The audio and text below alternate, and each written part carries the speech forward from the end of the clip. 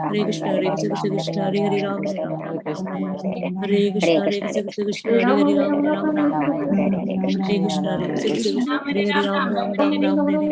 Krishna, Hare Krishna, Krishna Krishna, Hare Hare, Ram Ram, Ram Ram Hare Hare Krishna, Hare Krishna, Krishna Krishna, Hare Hare, Ram Hare Ram, Ram Ram Hare Hare Hare Krishna, Hare Krishna, Krishna Krishna, Hare Hare, Ram Ram, Ram Ram Hare Hare Hare Krishna, Hare Krishna, Krishna Krishna, Hare Hare, Ram Hare Ram, Ram Ram Hare Hare Krishna, Hare Krishna, Krishna Krishna, Hare Hare, Ram Hare Ram, Ram Ram Hare Hare Krishna, Hare Krishna, Krishna Krishna, Hare Hare, Ram Hare Ram, Ram Ram Hare Hare Hare Krishna, Hare Krishna, Krishna Krishna, Hare Hare, Ram Hare Ram, Ram Ram Hare Hare Hare Krishna, Hare Krishna, Krishna Krishna, Hare Hare, Ram Hare Ram, Ram Ram Hare Hare Krishna, Hare Krishna, Hare Hare, Ram Hare Ram, Ram Ram Hare Hare Krishna, Hare Krishna,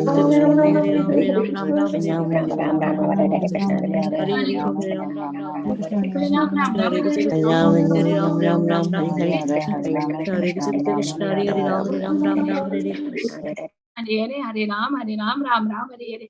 Hare Krishna, Krishna Krishna, Hare Hare. Hare Ram, Ram Ram Hare Hare. Vancha kalpatarubhyasya kripa sindhubhya eva cha patitanam pavanebhyo vaishnavebhyo namo namah. अनंत कोटि वैष्णव वृंद की जय। नामाचार्य श्री हरिदास ठाकुर की जय।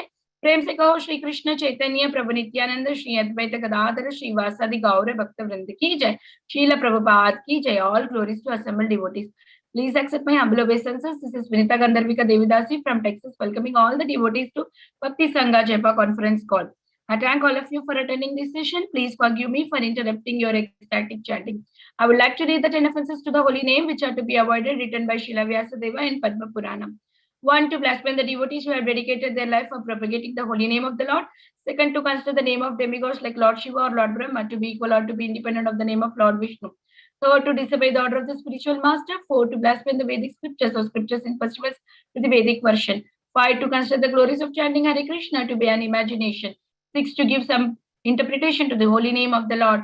7. To commit sinful activities on the strength of the holy name. 8. To consider the chanting of Hare Krishna as one of the auspicious ritualistic activities which are offered in Vedas as fruitive activity karma kanda. 9. To instruct a faithless person about the glories of the holy name. 10. To not have a complete faith in chanting of the holy name and to maintain material attachment even after understanding so many instructions on this matter. It is also an offense to be inattentive while chanting. Every devotee who claims to be Vaishnava must guard against these offenses in order to achieve the desired success of Krishna Prema.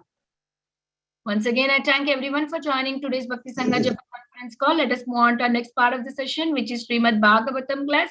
May I know who all joined this morning? हरे कृष्ण विनीता गंधर्विका माता जी दंडवत प्रणाम। शिला प्रभुपाद की जय, गुरु महाराज की जय। प्रीतिदासी क्रमशाल। हरे Krishna. Hare Krishna, Preeti Mataji, Dandavat Pranam, all glories to Srila Prabhupada. Thank you so much, Mataji, for joining every day and giving your attendance first. Welcome to the call, Mataji. Happy Ekadasi to everyone. Hari Bol. Happy Yogini Ekadasi to everyone. Hare Krishna. Hare Krishna. Hare Krishna Mataji, Dandavat Pranam, Srila Prabhupada ki jai, Guru Maharaj ki jai. This is Arvind Das from Chicago. Happy Ekadasi to everyone. Hare Krishna. Hare Krishna, Arvindaksha Prabhuji, Dandavat Pranam, all glories to Srila Prabhupada. Thank you so much, Prabhuji, for joining and giving your association every day. Hari Bol. Hare Krishna, Vinita Gandharvika Mataji, please accept my humble obeisances. All glories to Srila Prabhupada and Shri Guru and Shri Gauranga. And to all the assembled devotees, this is Megha from Naperville. Happy Ekadashi to everyone. Hare Krishna. Hare Krishna, Megha Mataji, Dandavat Pranam, all glories to Srila Prabhupada. Thank you so much, Mataji, for joining every day and chatting so beautifully. Hare Krishna, Happy Ekadasi. Hare Krishna, Mataji. Go ahead, Mataji. Mataji, please. Go ahead. Hare Krishna Mataji, Dandavat Pranam. Please accept my humble obeisances. All glories to Srila Prabhupada and Shri Guru and Gauranga and all assembled devotees. Yashamati from Chicago. Happy Ekadashi to everyone. Hare Krishna, Yashumati Mataji, Dandavat Pranam, all glories to Srila Prabhupada. Thank you so much for joining and giving your sweet association every day, early morning, mid morning, and chanting so nicely, Mataji. Hare Krishna Mataji, Dandavat Pranam to you and all Vaishnavas. Srila Prabhupada, Srila Gurudev ki jai. Vrinda. Hare Krishna, Vrinda Gopika Mataji, Dandavat Pranam, all glories to Srila Prabhupada. Thank you so much, Mataji, for joining the call and giving your association. Thank you. And also, Mataji, waiting for your class today in the mid morning. Hare Krishna, is there anybody who would like to introduce themselves? Hare Krishna Mataji, please accept my humble obeisances. All glory to Srila Prabhupada. This is Hari Devidasi from Mauritius, and Happy Ekadasi. But here in Mauritius, Happy Ekadasi to you all. But here in Mauritius, Ekadasi is tomorrow. So Oh, okay. Hare Krishna. Yeah, even in India it is tomorrow. In India it is tomorrow. Yes. Yeah, Harini Mataji, right? Hare Krishna, Harini Mataji, Dandavat Pranam, all glories to Srila Prabhupada. Welcome to the call, Mataji. Happy Ekadasi to you in advance, Mataji. Hari Bol. Thank you. Hare Krishna. Hare Krishna, Vinita Gandharika Mataji, this is Sukakar Sudas from Chennai. Ekadashi in Chennai is today only. Only Bangalore is tomorrow. Different places, different days just come. So wishing you all a very happy Yogini Ekadashi and thanks for... Hare Krishna, Prabhuji. Please accept my humble obeisances. Thank you for joining and giving us allowing me to come to your every group. It's a wonderful group. And so much of nectar comes every day. Thank you, Vinita Mataji. Thank you, Prabhuji. Thank you so much. Hari Bol. Hare Krishna, please accept my humble obeisances. All glories to Srila Prabhupada. All glories to the assembled devotees on the call. This is Anita from Sharjah. Hare Krishna. Hare Krishna, Anita Mataji. Dandavat Pranam, all glories to Srila Prabhupada. Thank you for joining and giving your registration. Hare Krishna, Dandavat Pranam, Srila Prabhupada ki jai. Hare Krishna to everyone. Happy Ekadashi. This is Manisha from Charlotte, Mataji. Hare Krishna, Manisha Mataji, Dandavat Pranam, all glories to Srila Prabhupada. Welcome to the call, Mataji. Thank you for joining every day. Hare Krishna Mataji, Dandavat Pranam. All glories to Srila Prabhupada, all glories to Guru Maharaj, all glories to the assembled devotees. This is Shiromani Nandarani Devidasi. Thank you, Mataji. It's been like one canto I finished in Bhakti Sangha, Mataji. Yeah. Canto 5 started, I joined. Yeah. Thank you so much, Mataji, for a wonderful service. Hare Krishna, Shiromani Nandarani Mataji. Yes, Mataji, we finished one canto just like that, right? That is the greatness of our spirit. And now we are in the 6th canto on today's very auspicious day, and we are starting it today. Thank you, Mataji, for reminding us that we just finished like that. And you have been listening all 5th canto. We are very happy for you. And please continue us so we can finish together Bhagavatam. Welcome to the call, Mataji. Hare Krishna.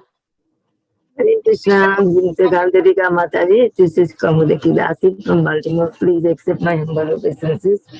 All glories to Srila Prabhupada, all glories to Guru Maharaj, and all the devotees. Thank you, Mataji. Hare Krishna. Sorry for the noise. It is the fans. No worries, Mataji. Hare Krishna, Kamudaki Mataji. Dandavat Pranam, all glories to Srila Prabhupada. Thank you, Mataji, for joining and giving a recitation every day. Hari Bol. Thank you. Mataji, Hari Bol Mataji, Hari Bol to all assembled devotees, all glories to Srila Prabhupada, all glories to assembled devotees. Ekadashi तिथि की जय, माधव तिथि की जय, भक्ति जननी तिथि की जय, सभी वैष्णव भक्त वृंद की जय. हरि बोल. हरे कृष्ण कृष्ण कृष्ण हरे हरे, हरे Ram Ram Ram Hare Hare. I feel very obliged. Even I am not capable to stand all of you most superior devotees, but this is the mercy of Radha Govind, my Damodar, that I listen so good speakers, Mataji. So I feel very obliged, Mataji. Dhanyavad. Hare Krishna to all respected devotees. Hare Krishna Puja Mataji, Dandavat Pranam. Welcome to the call. Hare Krishna. So we'll start the recording. It's 6:20. Yes, Mataji. Yes. Hare Krishna, everyone. Welcome to Bhakti Sangha Japa conference call. Today we are very fortunate to have His Grace Balaram Shakti Prabhu to open our 6th canto, first chapter and first verse today. Happy Ekadasi to everyone. Before I hand over the call, I would request Raj Prabhu to give brief introduction. Mataji, can we skip the introduction? Yeah. Okay. Hare Krishna, Balaram Shakti Prabhuji, please accept my humble obeisances. All glories to Srila Prabhupada. Thank you so much, Prabhuji, for your valuable time and association this morning, and happy Ekadasi to you. And we are starting the 6th canto, and I'm so happy, Prabhuji, you are doing 6th canto, first chapter, first verse. Please take over the call, Prabhu. Hari Bol.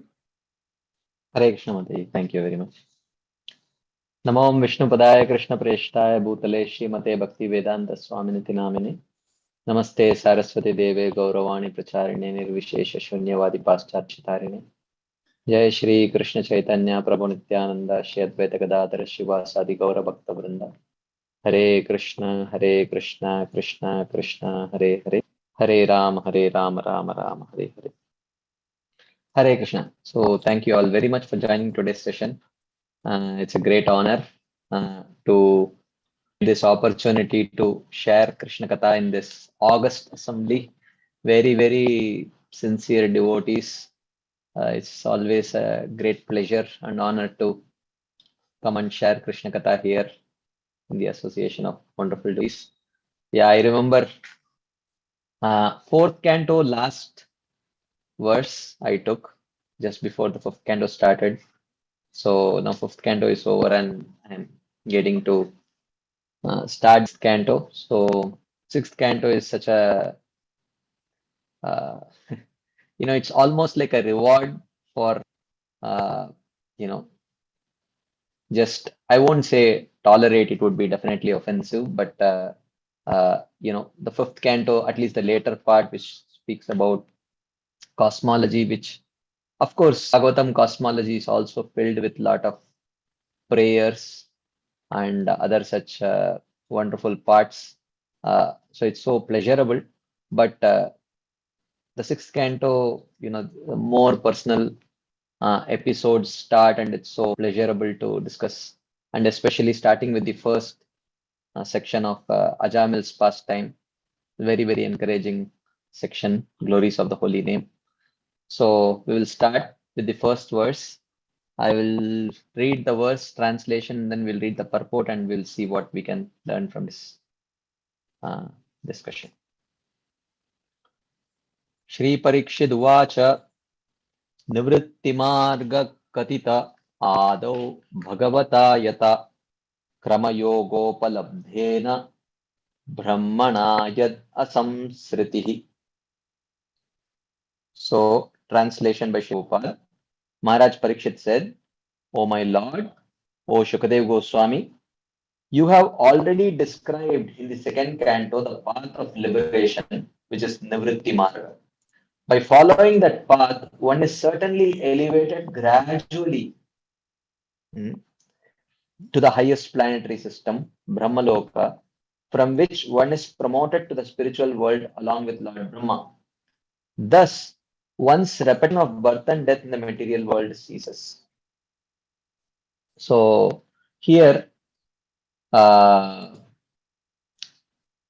Shri Parikshit Maharaj has heard about the description of hellish planetary systems where people are punished for responding to their material desires in a way that is not so in a way that is inappropriate, and hence they go to hell and suffer. So Parikshit Maharaj said, well, my dear Shukadev Goswami, you did speak about even the yogis who have not conquered their material desires, but still get to escape this material world after having enjoyed in this material world. So is there a way that these people who are unable to overcome their material desires also get an auspicious destination? Why do they have to go to hell and suffer inauspiciously? Can they also not get an auspicious destination? Why should they be punished for their material desires? This is the question asked by Parikshit Maharaj is going to ask this question. He is just laying the foundation. Oh, you did speak in the second canto about the Nivritti Marga. Kramayogopalabdena. Kramayogopalabdena means by what's called as Krama Mukti. So we will discuss about it a little later. So what about that? Why do people have to suffer this way? I'm feeling so compassionate hearing my heart is breaking seeing how people have to suffer in this way. So that's what Parikshit Maharaj is going to present. So Srila Prabhupada, in his purport, he describes, since Maharaj Parikshit was a Vaishnava, when he heard the description at the end of the fifth canto, of the different hellish conditions of life, he was very much concerned with how to liberate the conditioned souls from the clutches of Maya and take them back home, back to Godhead.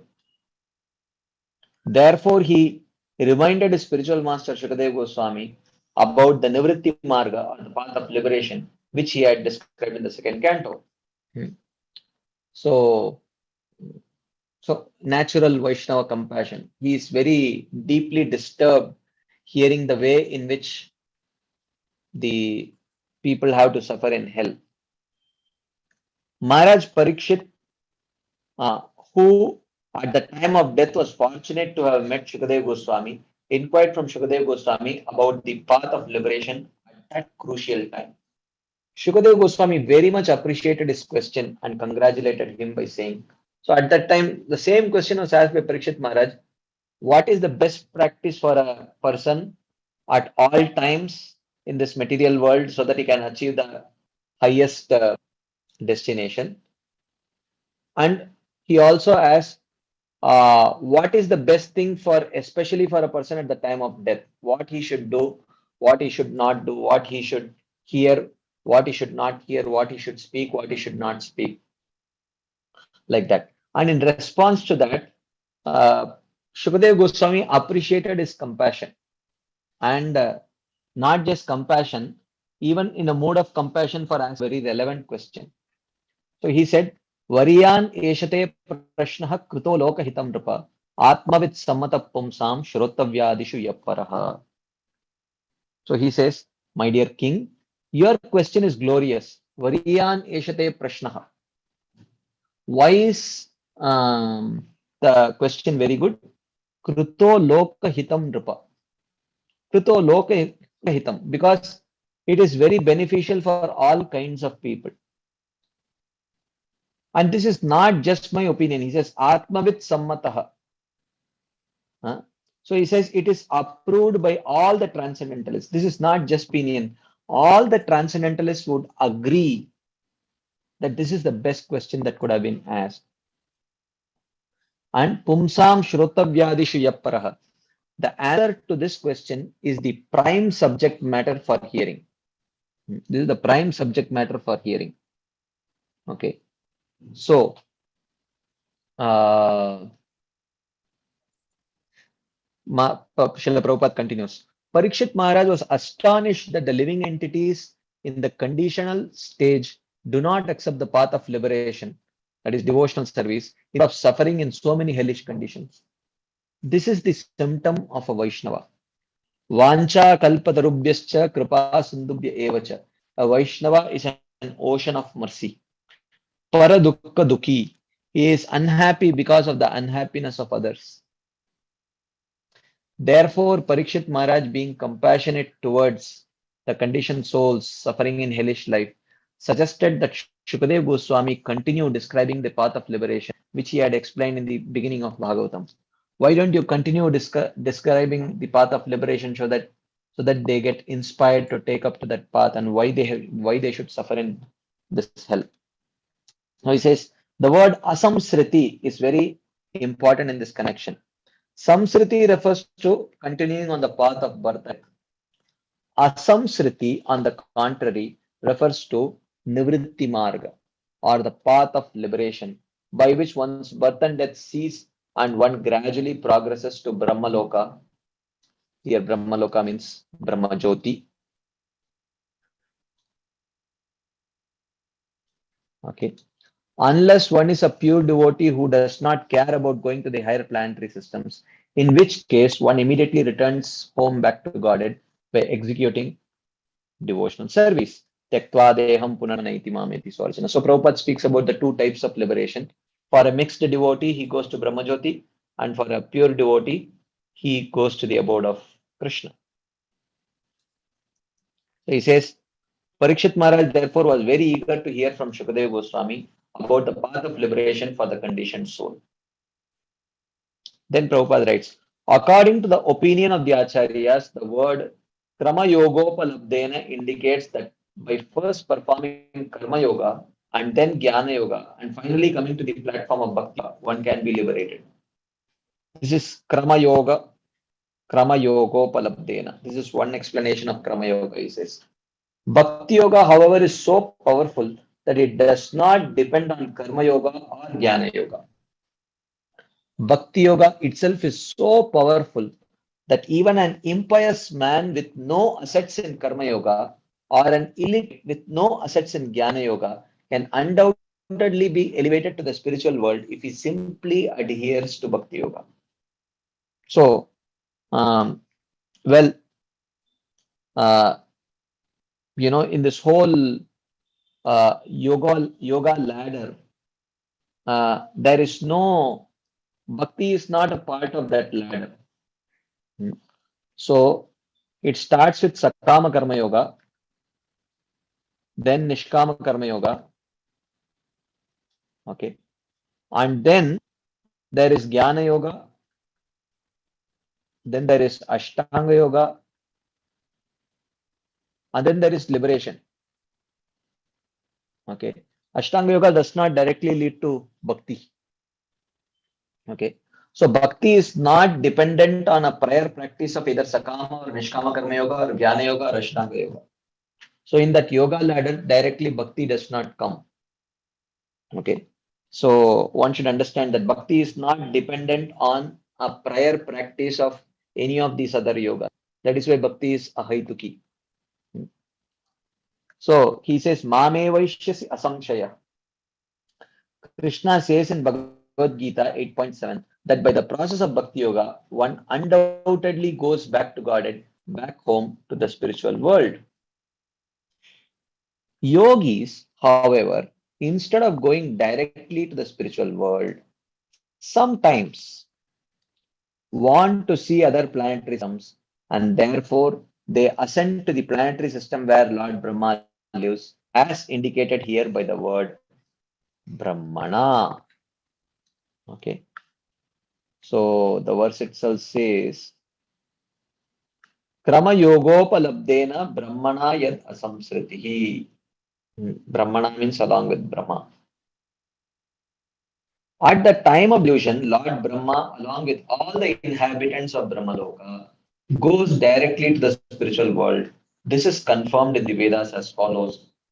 Brahmana sahate sarve samprapte pratisanchare parasyante kritatmanah pravishanti parampadam. So this is from, I think this is from Garuda Puran. Yeah.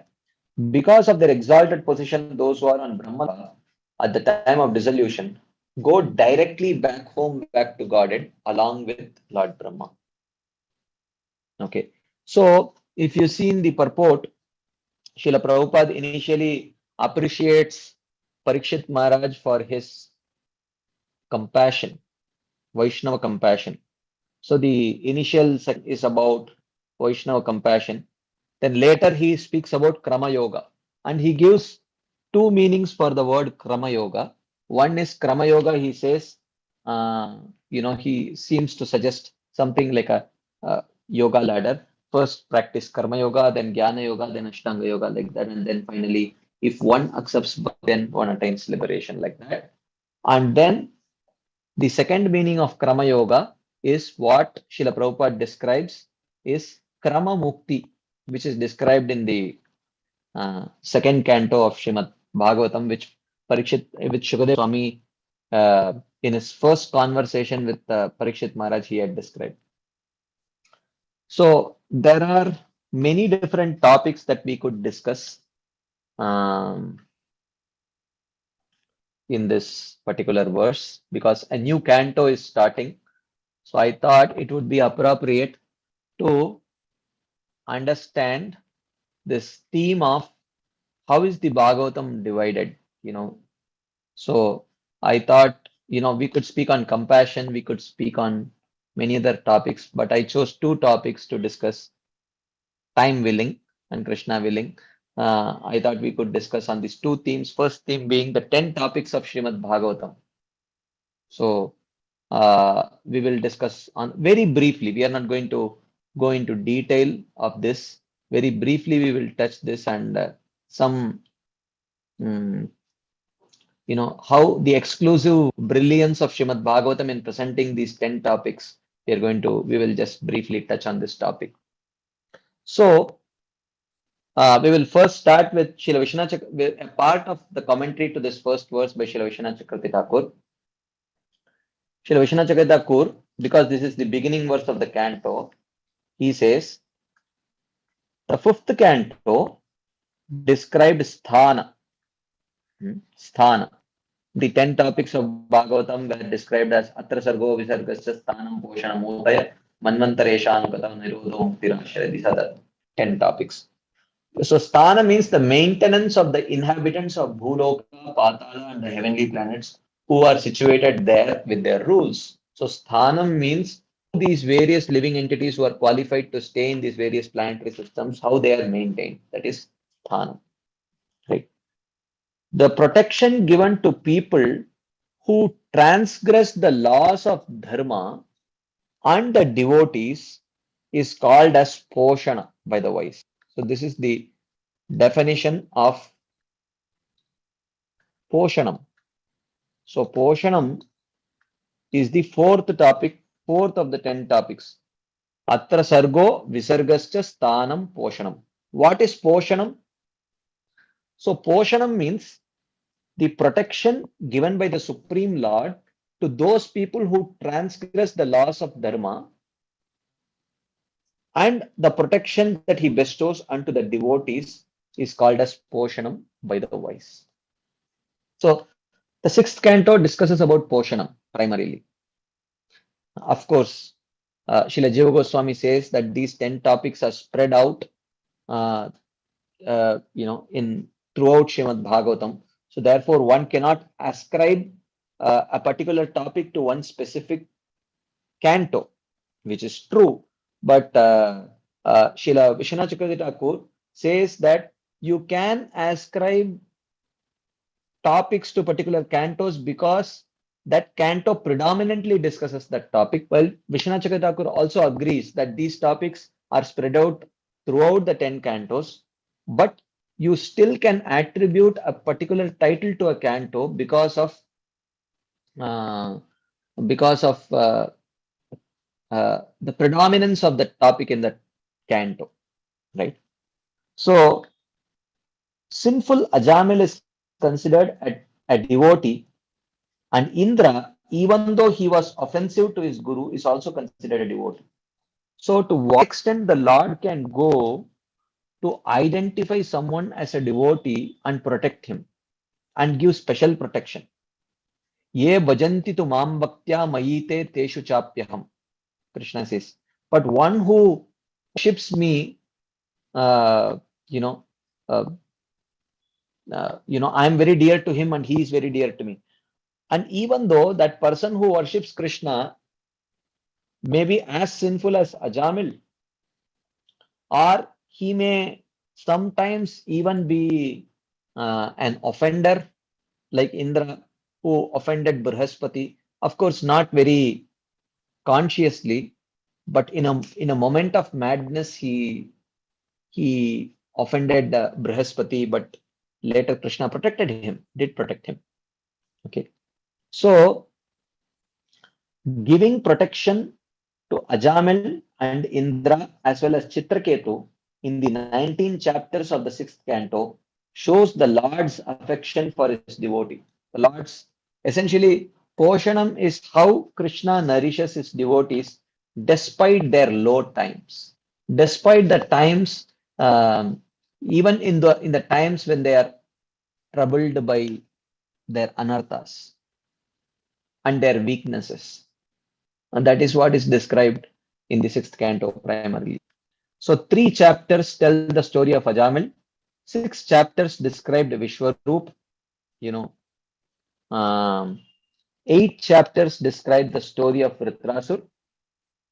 And 2 chapters describe the birth of the Maruts, in which Indra observes Diti as she performs vows. So the first chapter describes the words of the servants of Yama when the servants of Vishnu come to rescue Ajamil. Very interesting episode is going to ensue. So this is a very brief summary of this canto, where Srila Vishwanath Chakravarti says that this speaks about Poshanam. So let us try to understand the 10 topics briefly and see how in Bhagavatam these 10 topics are there and why they are there. And is there a difference in the way in which Bhagavatam describes these 10 topics in comparison to the other scriptures which describe these 10 topics? Okay.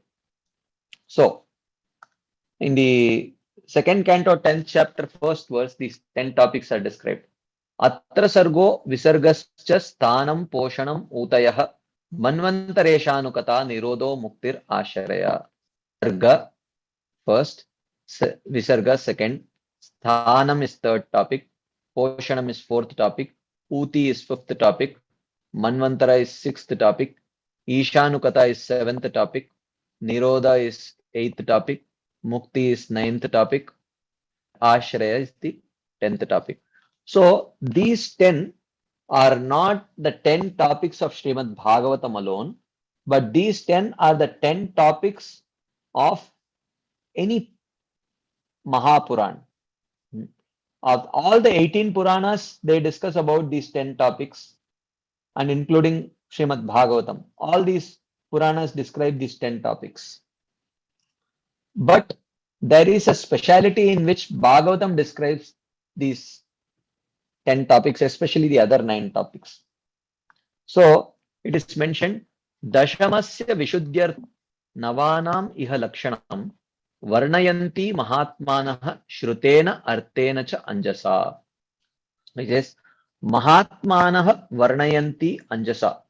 The great devotees such as Vidura and Maitreya properly described Navanam Iha Lakshanam. These other 9 characteristics or these other 9 topics are described by Vidura and Maitreya. For what purpose? Dashamasya Vishuddhyartam. In order to impart the highest knowledge of the 10th topic. So the other 9 topics are presented in a way that we develop the perfect understanding and appreciation of the 10th topic, which is Krishna, discussed in the 10th canto. So how do they do it? Shrutena cha artena, through the words of the scripture and stories to illustrate their meaning. Through words of scriptures, through various stories, they describe the nine topics in such a way that the 10th topic is perfectly appreciated by the reader. So, therefore, it is like I give this example of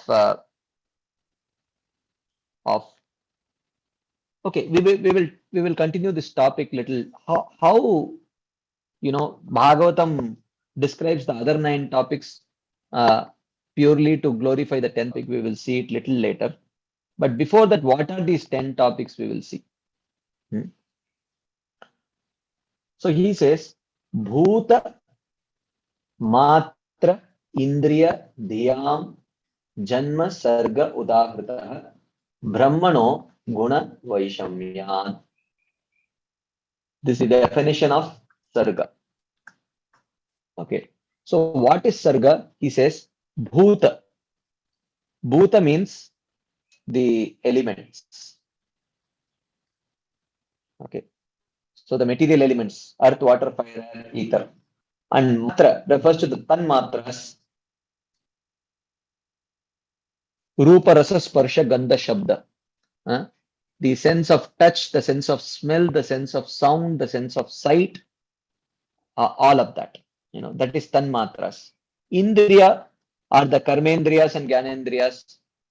Dhyam refers to intelligence or false ego, you can say. Janma, how they are created. Sarga udahritaha. So creation of elements of this material world. Okay. So creation of that is called as sarga. And how does this sarga start? Brahmano guna vaishamyad. So when Lord Karanodakashayi Vishnu glances at Prakriti and agitates the 3 gunas, In Prakriti, the gunas are inactive, in a supta avastha, in a sleeping state. When the Lord glances at Prakriti and impregnates that Prakriti with Kala, Karma and Swabhava. Kalat gunavyatikaraha, parinamat swabhavatah, karmano janma mahatah, purushadishtita dabut. This is described in the second canto. How when the Lord blesses, the Lord impregnates the Prakriti with the Jivatmas and Kala Shakti, and how that Kala Shakti agitates the gunas, and when the gunas get agitated, then gradually the creation starts. That is described. That is Sarga. So Sarga means primary creation. So primary creation means, creation of the places where the living entities can stay according to their karma and swabhava, according to what they deserve and what they desire. Karma indicates what they deserve, and swabhava, their nature, indicates what they desire. So according to their karma and swabhava, the various places in this material world are created primarily by first creating the raw materials for that creation, and subsequently those raw materials are combined together and a functional universe is created by both Karanodakasai Vishnu and Garbhodakasai Vishnu, and this process is called as Sarga. And Sarga is primarily described in second canto and third canto. So therefore the third canto is attributed to this topic of Sarga. And then what is Visarga? Second topic. So the first is Sarga. What is the second topic, Visarga? He says Visarga Paurusha Smritaha. So Visarga refers to Paurusha. Paurusha literally means creation of the jivas. But we know jivas are not created. As Krishna says, Natvevaham jatunasham natvam neme janadipa nachayvana bhavishyamah sarve vayam ataparam. There was never a time when I did not exist. There was never a time when you did not exist. There was never a time when none of these kings cease to exist, and there shall never be a time in future also when any of these things, any of us would cease to exist also. So the eternality of the soul is the first teaching of Bhagavad Gita. So Visarga Paurusha Smrita, even though literally when translated might mean creation of the jivas, but in reality what it means is creation of the bodies of the living entities, conditioned souls. And because the conditioned living entities identify with their bodies, in their language you can say that creation of the jivas. In reality it is not creation of the jivas, creation of the bodies. And which is Visarga Paurusha Smritaha, create bodies of the living entities, and this is the job of Brahma and the Prajapatis. Even though this is described in multiple cantos, primarily it is focused in the fourth canto. So therefore fourth canto is Visarga, secondary creation. So Sarga is primary creation, Visarga is secondary creation. Then so therefore this is third canto, this is fourth canto. Okay. Then Stitir Vaikunta Vijayah. So this describes Sthanam. Sorry, third topic is Sthanam. Okay, this is fifth canto. So what is Sthanam? Stitihi. Sthanam refers to the Lord protecting his devotee. Vaikunta Vijayah. This shows the excellence of Lord Vishnu, who stays in Vaikunta. So there are three universal controllers: Brahma, Vishnu, Shiva. Brahma for creation, Vishnu for maintenance, and Lord Shiva for destruction. But amongst these three, Vaikunta Vijayah, the one who stays in Vaikunta, always victorious. He's superior to the other two. So because he maintains the living entities in particular abodes according to what they deserve and what they desire. So therefore, amongst Srishti, Sthiti and Pralaya, Sthiti or maintenance is superior. Therefore, Vaikunta Vijayah. Therefore, Lord Vishnu is superior to Lord Brahma and Lord Shiva. Sthitir Vaikunta Vijaya, because he is engaged in maintaining the living entities in particular abodes. So Srila Vishwanath Chakravarti mentions here, Dhanam means protection or Sthitihi, which shows the excellence of the Supreme Lord in comparison to Brahma, the creator, and Shiva, the destroyer. Therefore, Sthitir Vaikunta Vijaya. Sthiti means Dhanam. Sthiti also refers to the condition of the jivas. Or Vaikunta Vijaya can mean that the Lord destroys the suffering of the jiva, since Jaya means victory over. So he wins over the heart of the jiva by destroying the suffering of the jiva. Therefore, Sthitir Vaikunta Vijayaha. So then, okay. So this is about Sthiti. This is primarily the 5th canto where Vedic cosmology is described. Sthanam. How, various planetary systems are there in which each living entity is maintained by the Supreme Personality of Godhead. So in that way, the 14 planetary systems are described. So 5th canto is dedicated to Sthanam. Then Poshanam Tad Anugraha. What is Poshanam? Poshanam means the Lord's mercy. Okay. Srila Vishwanath Chakravarti writes, after the creation, the condition of the jivas is described. In protecting the jivas, the Lord shows his mercy to some, the devotees performing sadhana, even if they are involved in sin by accident. The general protection of the Supreme Lord in his Purushavatara form is Sthanam. But the specific protection that is bestowed by the Supreme Lord in his form of Bhagavan to especially devotees, that is Poshanam. And how lenient is the Supreme Lord in identifying someone as a devotee. Okay.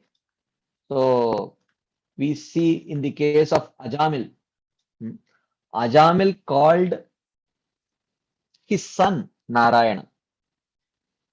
The Lord took, oh, here is my devotee, I will protect him. He sent the Vishnu Dutas. Okay.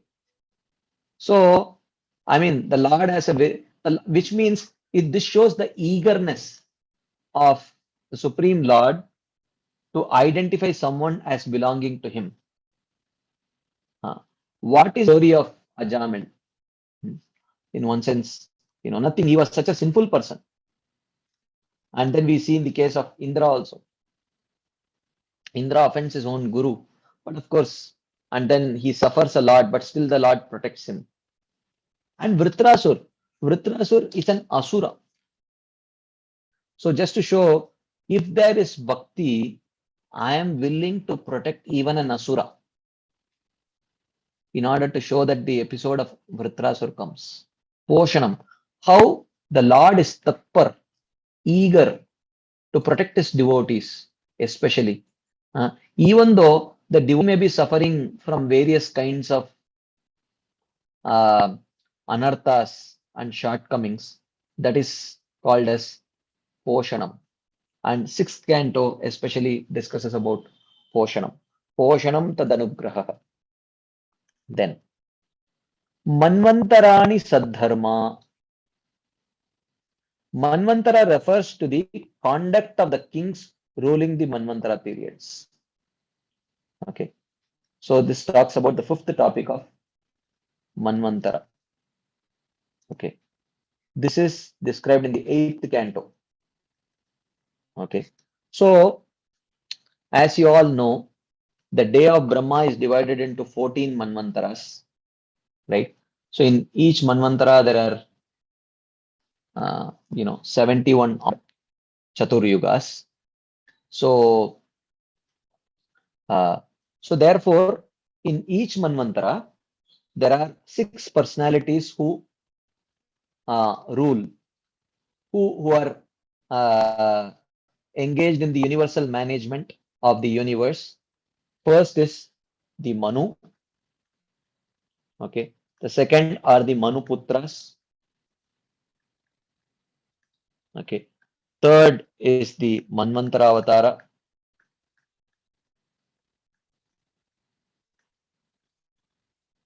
Fourth is Indra. Fifth are the Devatas. And sixth are the 7 sages, the Saptarishis. These are all post, and different personalities occupy this post. Okay. So all of them, so Manu is Vibhuti, an empowered Jiva. Okay. So, and the Manuputras, they assist the Manu. The sons of Manu, for example, Swayambhuva Manu, he had Uttanapad and Priyavrat Maharaj as his sons. They assist the Manu in universal management. And the Manvantara avatar is a Vishnu Tattva. Like for example, in Swayambhuva Manvantara, the Manvantara avatar is Lord Yagya. And in the Swarochisha Manvantara, it is Lord Hari. So like that.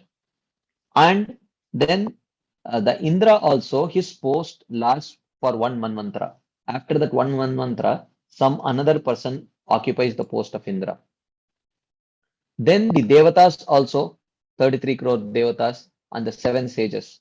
They are all, these are all posts which are occupied by different personalities at the end of a Manvantara. So, if you see, the 8th canto talks about Manvantara, this topic of Manvantara. But Manvantarani Sadharma, how the conduct of the kings ruling the Manvantara periods. But if you see in Bhagavatam, in the 8th canto, all the topics, whatever Krishna Katha happens, whether it is Gajendra Moksha or Samudra Manthan Leela or any other Leela which comes, it is all topic related to Manvantara Avatar, except for the last chapter which discuss about Matsya Avatar. Matsya Avatar is not a Manvantara Avatar, it's a Leela Avatar. But nevertheless, Matsya Avatar appears in every Manvantara. After every pralaya, there is a the Vishnu Dharmottara Puran says that there is a pralaya after every manvantara, a smaller pralaya or a devastation. So during which Matsya comes to protect. So because he appears during every manvantara, Matsya avatar is also discussed in the 8th canto. But rest of the Krishna Katha which happens in the 8th canto is all the Leelas of Manvantara avatars. Ajita. Ajita is he is the Manvantara avatar during, I think, Chakshusha Manvantara, during which Samudra Manthan Leela happens. Right? So all these Leelas, because in the beginning of 8th canto, Parikshit Maharaj asked Shukadev Goswami, my dear Gurudev, I requested you to speak when in the beginning of 3rd canto, when you spoke about the appearance of Swayambhuva Manu. I had a great desire to hear about his lineage because he's such an exalted personality. So I requested you, and in response to that, you spoke about the lineage of Swayambhuva Manu in 3rd canto, 4th canto, 5th canto, 6th canto. 4 cantos got over, and then the 7th canto you spoke about Narasimha Avatar. So in this way, from 3rd canto to 7th canto, so many cantos got over. But actually, I had a desire to ask you about all the 14 Manus who appeared during the day of Brahma. But describing about the lineage of one Manu only, so many cantos have passed.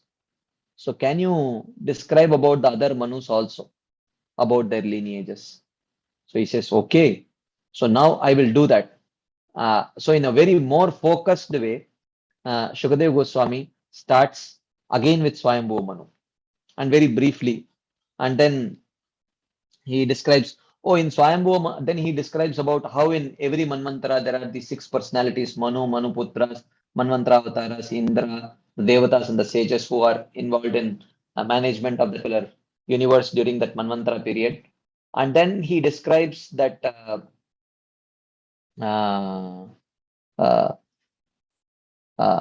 so then he says that the Manvantara Avatara during the time of Swayambhu Manu, he is Lord Hari, and he was the one who rescued Gajendra from that crocodile. Then suddenly Parikshit Maharaj asks, oh, Gajendra Moksha, is it Lord Hari? Oh, can you please elaborate? This is such a wonderful pastime. Can you please describe this Gajendra Moksha Leela? And then 3 chapters describe Gajendra Moksha. Then he discusses about the subsequent Manvantaras, and then he says, oh, during this Manu period, it was Lord Ajita who was the Manvantara Avatara, and this Lord Ajita was involved in the Samudra Manthan Leela. He says, oh, really? I really didn't know. Can you please, this Samudra Manthan Leela is such a famous Leela. I really want to know about this Samudra Manthan Leela. Can you please elaborate? Another 4 or 5 chapters describe Samudra Manthan Leela. So in this way, in 24 chapters in the 8th canto, Shukadev Goswami describes basically the 14 Manus, the 14 Manuputras, the 14 Manvantara Avataras and their pastimes, and the names of Indra, the sages and the Devatas and all that. And with this as the framework, with the 14 Manus as the framework, he describes various leaves of Krishna Leela is described in the 8th canto with this as the framework. So the 8th canto discusses about Manvantara. Then Utaya Karma Vasana. Uti. This is the 6th topic, is Uti. What is Uti? Uti refers to the impressions created by the Jiva's actions which lead them to future births. Utaya Karma Vasana. Okay. This is described in the 7th canto. Okay. So Uti refers to, so karma means when someone performs a particular action. So when an action is performed, there are 2 kinds of repercussions to that action. One is karma and another is vasana. Okay. So just like if someone is diabetic, if someone is suffering from diabetes, if he eats a rasgulla, so there are 2 responses to this. One is the karma. I mean, I'm just giving an example. The karma is that he will suffer because there is insufficient insulin generated by his body which can process that sugar. So he suffers because of eating that rasgulla. So this is karma. And the vasana is that when he eats that rasgulla, he likes it very much. So there is an impression of enjoying that rasgulla that gets impressed in his mind, and next time that which impels him to further crave for that rasgulla the next time he gets an opportunity, right? So every action has these 2 types of response. One is karma, for which he has to either suffer or enjoy later. So karma, the response of karma is in the form of piety, accumulation of piety or impiety. Okay. And vasanas also accumulate in the form of impressions, experience of either enjoyment or suffering. Okay. So in this way, there is Uti. Okay. So this is called as this vasana is called as uti, because this vasana impels the person to act again in a particular way. Utaya karma vasana, and this inspires future birth also, right? So, for example, in the case of in the 7th canto, in the first 10 chapters, there is the story of Hiranyakashipu and Prahlad Maharaj, right? So, Hiranyakashipu is a classic case of how um, when one acts inappropriately, inauspiciously, one accumulates inauspicious impressions or inauspicious vasanas, which impels that person to further perform inauspicious demoniac activities. That is what we see in the life of Hiranyakashipu. So demoniac vasanas leads to demoniac actions. That is uti, demoniac uti. Uti means impetus. And we see the case of Prahlad Maharaj, who, while he was in the womb of his mother Kayadu, hears Krishna Katha continuously from Narada Muni and gets powerful devotional vasanas, which impels him to act like a devotee, like a pure devotee. So this is Uti, right? And then there's 5 chapters. Now there are 15 chapters in the 7th canto. The first 10 chapters describe the pastime of Narasimhadev, Prahlad Maharaj, and Hiranyakashipu. And then the last 5 chapters describe the description of Varnashrama by Narada Muni to Yudhishthir Maharaj. He describes this Varnashrama. So this whole system of Varna and Ashrama, if you see, it is a system which is devised based on Uti. A living entity, while living a particular life, he has accumulated particular vasanas. He has accumulated particular vasanas or impressions which needs to be facilitated, right? And Varnashram is the system. So naturally, people who grew up accumulating mode of goodness impressions, they are facilitated in the Varnashram system by giving appropriate engagements. Patan, Patan, Yajan, Yajan, Dana, Pratigraha, which they would naturally be inclined to perform. And someone who is who has accumulated mixed modes of passion and goodness, he would naturally be inclined, he would naturally be chivalrous, he would have a lot of virulence and virility. So therefore, he is given the role of protection, you know, like that. So he is given the activities of Kshatriya, management, ruling, protection, like that. And naturally, people who have a predominance of Rajogun, a little bit of Tamogun, they are naturally inclined more for accumulating money and enhancing or adding that money, expanding that money and all that. So therefore, they are given Krishi, Goraksha, Vanijyam, Vaishya Karma, Swabhavajam, like that. So they are given the occupations of agriculture, cow protection, and things like that.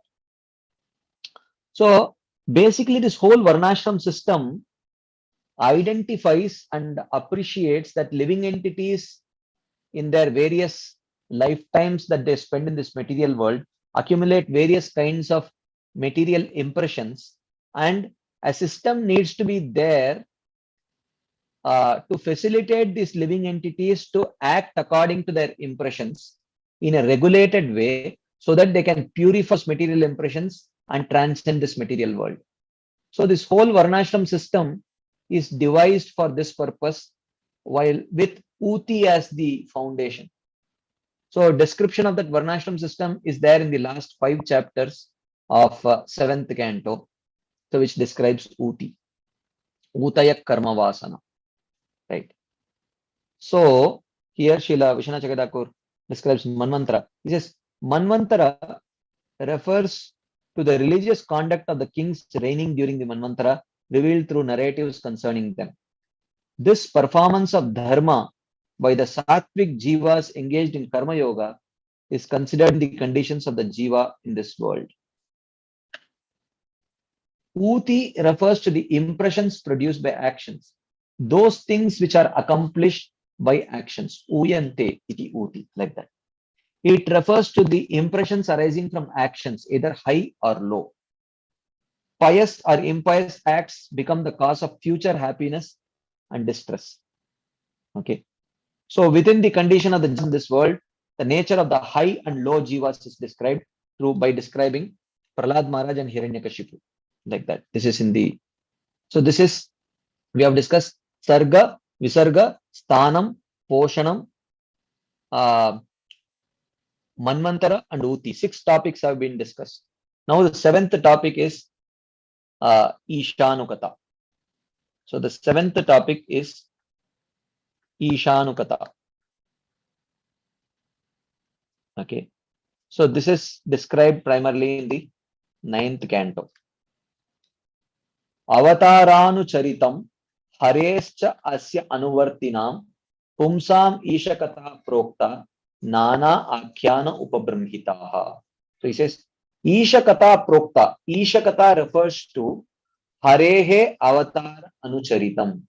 Descriptions of the Lord's avatars. Okay. And cha asya anuvartinam pumsam, and their devotees. Nana Akhyana Brahmita, and it is filled with various stories, short stories. If you see in the 9th canto, there are so many short stories. Small short stories. That is Ishanukata. Some stories describing the avatars, some stories describing the pastimes of the devotees of those avatars. Avataranu charitam harescha asya anuvartinam pumsam. Descriptions of Avatar Katha and Avatar Bhakta Katha also. Both, and which is narrated in the form of short stories. That is how the whole 9th canto is described. So that is called as Ishanukata. That is 9th canto. Okay. So then, Nirodho Asyanushayanam Atmanas Sahashaktibihi Muktir Hitva Anyata Rupam Swarupena Vyavastitihi. So this describes the 8th topic, which is Nirodha, which is described in the 12th canto. Okay. So, someone is asking, what about 8th canto? I already described. 8th canto is Manvantara. 7th canto is Huti. So we have till now covered 3rd, 4th, 5th, 6th, 7th, 8th, 9th cantos. And now 12th canto. So 12th canto is described. Is the 8th topic is Nirodha, which is described in the 12th canto. What is Nirodha? He says, Nirodho Atmanaha Anushayanam. Nirodha refers to the merging of the jiva Saha Shaktibihi, along with his material identity, into the Lord at the time of final devastation of the universe. So, how the living entities merge into the Supreme Lord at the time of devastation, how the living entities merge into Karanodaka Sai Vishnu at the time of final devastation, how the living entities merge into Garbhodaka Sai Vishnu at the time of partial devastation, and how what is death, which is also one kind of Nirodha. So all these things are described in the 12th canto, which is Nirodha. Then the 9th topic is Mukti. Okay. Muktir hitva anyata rupam swarupena vyavastitihi. What is Mukti? Mukti means hitva anyata rupam, where one gives up his other, who gives up his gross subtle material bodies. And after giving up his gross and subtle material bodies, swarupena vyavastitihi, he is reinstated in his own constitutional position. That is Mukti. So what is mukti? How is mukti accomplished? So mukti means, death means to give up gross body. And mukti means to give up gross and subtle body. Gatasun agatasunscha nanu shochanti pandita. As Krishna says, oh Arjuna, you are talking like a very learned man. But a learned man does not lament for gatasun agatasunscha. He does not lament for that from which the life air leaves. Gata asuhu. Asuhu means the life air. So that from which the life air leaves at the time of death, that is gross body. The gross body is left behind by the life air, the soul, which carries the life air, which carries the soul itself, and the subtle body. They travel from one gross body to the another gross body. So the life air does not leave the subtle body. The life air leaves only the gross body at the time of death. Okay.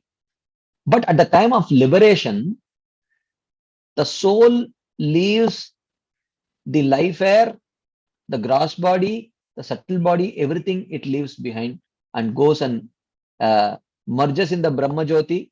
If it is if the soul practiced Jnana Yoga or Ashtanga Yoga, or it will go to the abode of the Lord if it practiced Bhakti Yoga. So muktir hitva anyata rupam swarupena vyavastitihi. So what is this mukti? What are the various types of mukti? By what kind of practice, what kind of mukti is achieved? What is the situation of a person at the stage of mukti? As Krishna says, Sthita pragyasya kabasha samadhistasya keshava sitadir kim prabhasheta kimasita vrajeta kim. These are the symptoms of Arjuna is asking about what are the symptoms of a Jivan Mukta. But not only a Jivan Mukta, but also what is the state of being completely liberated while living in this world and after achieving. These details are discussed in great detail through two primary conversations in the 11th canto. One is the conversation between the Navayogendras and Nimi Maharaj, and another is the conversation between Krishna and Uddhava in Uddhava Gita. So the whole of 11th canto, through these two conversations, amongst various different topics, Mukti is described in detail. So the 9th topic of Mukti is attributed to the 11th canto. Even though these topics are there in Kapila's teachings, also Mukti is described, and in other such cantos also these things come. But primarily 11th canto is attributed to the topic of Mukti. Okay. So here Srila Vishwanath Chakravarti says, Nirodha refers to the sleeping of the Jiva along with his subtle coverings following after the Lord's sleep. So this refers to the Jivas merging into the Lord after the protection period is complete. When the sthiti, when the maintenance time is over, when it is time for the dissolution, after dissolution, those living entities which are not qualified for liberation, they will merge into the body of Karanodakasai Vishnu and remain in a supta avastha, in a sleeping state, till it is the time for the next creation. Okay. But those who are qualified for liberation, they will attain liberation. That is the 9th topic, Muktir Hitva Anyata Rupam Swarupena Vyavastitihi. So Mukti refers to the condition in which the Jiva remains in his pure form or in the form of an associate of the Lord in some cases, after giving up the gross and subtle bodies of Maya. So, therefore, this Mukti refers to both Sayujya Mukti and the personal and becoming a personal associate of the Lord, both. Thus, the 9 topics related to the Jiva, starting with his attaining a material body, have been described. So the 9 topics have been described here. Sarga, Visarga, Sthanam, Poshanam, Uti, Manvantara, Ishanukata, Nirodho, Mukti. 9 topics have been discussed. Okay. Now, what is this 10th topic of Ashraya. Okay, what is the 10th topic of Ashraya? He says, Abhasascha nirodascha yatosti adhyavasiyate sa ashraya param brahma paramatmeti shabdyate. So he says, Saha ashraya. The ashraya, who is Bhagavan, is to asti adhyavasiyate, is that personality from whom arise abhasascha nirodascha, starting from creation till destruction, from sarga to nirodha, which means and everything in between, which means sarga, visarga, sthanam, poshanam, uti, manvantara, ishanukata, and mukti, everything. So that from whom? So Ashraya refers to that person who gives shelter to these other 9 topics. What does it mean to give shelter to these 9 topics? So the other 9 topics are described only to help understand the 10th topic of Ashraya. So if the 10th topic is not there, there is no purpose for describing the 9 topics. There is no purpose to describe the other 9 topics without describing the 10th topic, because ultimately the srota, the source of all these other 9 topics is Krishna. So that is what is described here.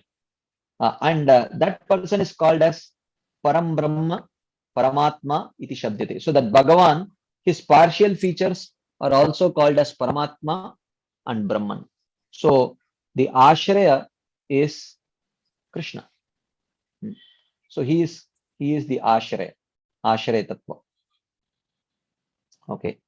So now someone may say that did Prabhupada give titles according to these according to this did he give titling according to this way? Somewhat and somewhat he did not. For example, Prabhupada titles which canto as creation, primary creation? Anyone knows?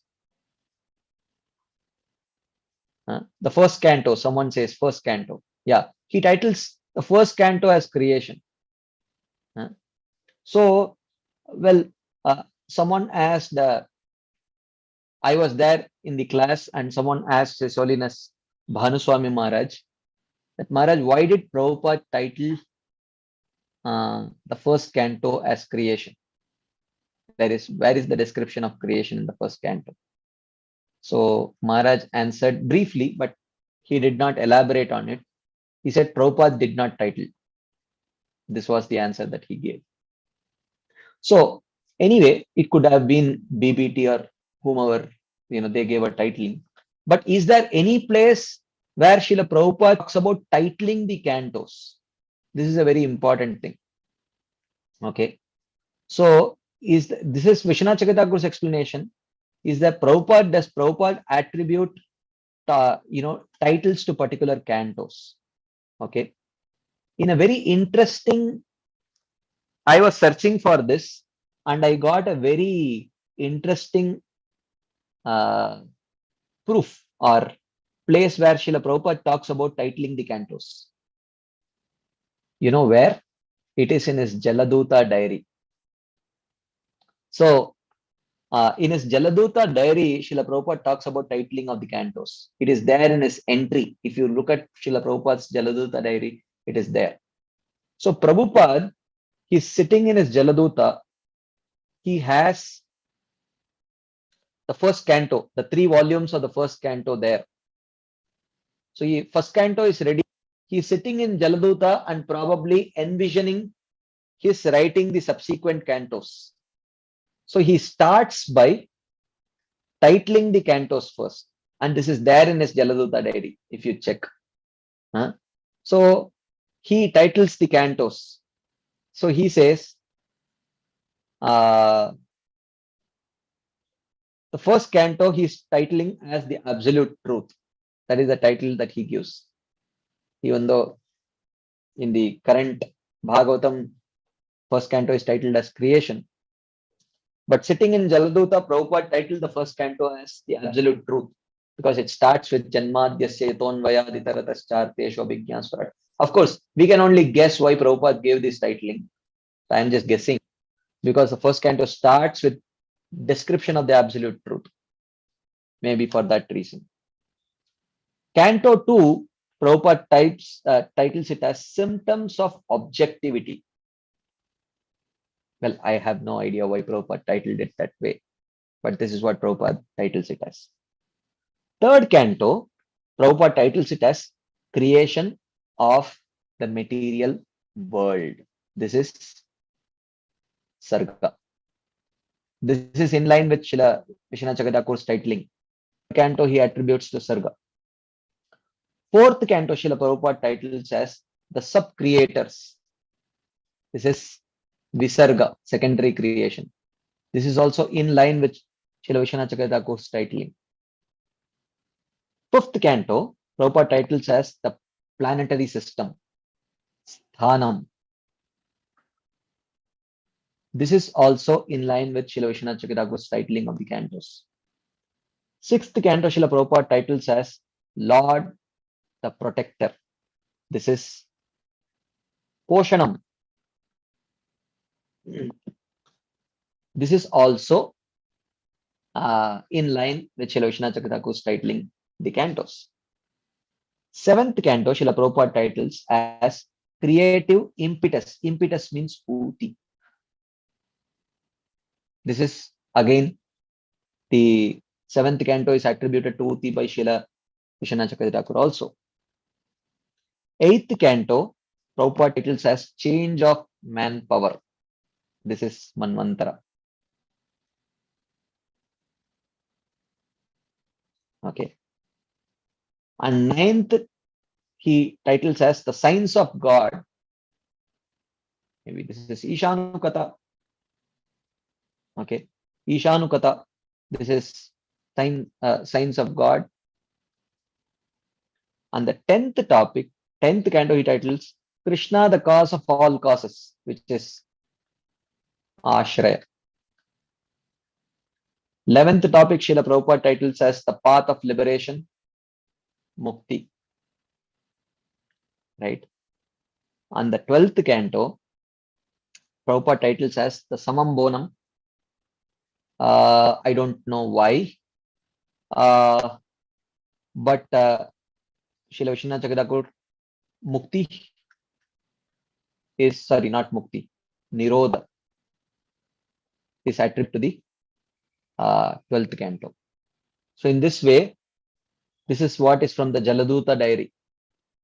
So Prabhupada had envisioned his writing the subsequent cantos, and he actually named those cantos. This is all there in his Jaladuta diary. And there is second very interesting place where Srila Prabhupada talks about titling of cantos, which is relevant to our current discussion, which is in the beginning of 6th canto. Today we are actually beginning the 6th canto, and in the introduction part, in the introduction to this canto, Srila Prabhupada writes, throughout Srimad Bhagavatam, the descriptions of the 10 subject matters, including creation, subsequent creation, and the planetary system. This is Sarga, Visarga, and Sthanam. Okay. Shukadeva Goswami, the speaker of Srimad Bhagavatam, has already described creation, subsequent creation, and the planetary systems in the 3rd, 4th, and 5th cantos. So again, Prabhupada attributes 3rd canto, Sarga, 4th canto to Visarga, and 5th canto to Sthanam. Now in the 6th canto, which consists of 19 chapters, he will describe Poshana, or protection by the Lord. So this is in the beginning of 6th canto only, he gives further proofs. This is from Prabhupada's own writing. this is how Prabhupada titled the cantos also. So now, talking about these 10 topics, we will discuss what is the exclusive superiority of Srimad Bhagavatam. So these 10 topics are, as we saw before, these 10 topics are not just there in Srimad Bhagavatam. They are there in all the Puranas, all the Mahapuranas, all the 18 Puranas have these 10 topics. But still there is a difference in the way in which these 10 topics are described in Srimad Bhagavatam in comparison to the other Puranas. What is that difference? So we saw Dashamasya Vishuddhyartam Navanam Iha Lakshanam Varnayante Mahatmanah Shrutena Artena Cha Anjasa. So Dashamasya Vishuddhyartam Navanam Iha Lakshanam Varnayante.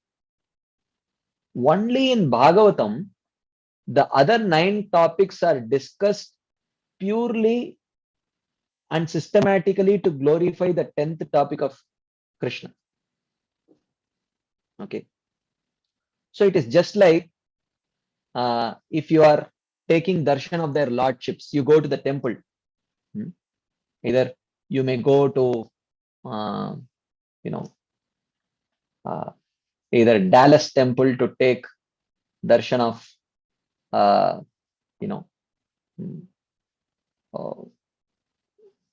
Radha Krishna deities, or you may go to Philadelphia temple to take darshan of Shishi Radha Sharad Bihari or whomever, wherever you go, if you see the forms of their lordships standing very beautifully, and we are able to appreciate their beauty. But what we don't really think so much about is that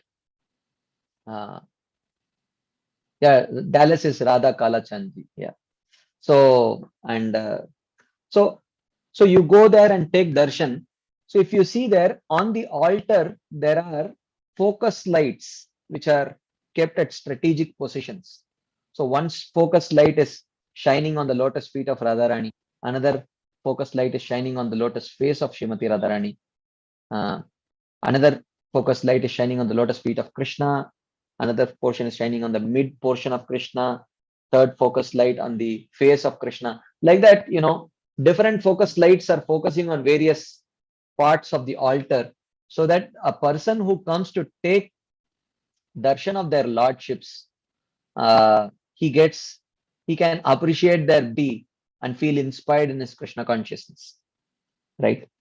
So these other, even though is Krishna or Radharani's beauty, is their beauty dependent on the focus lights? No.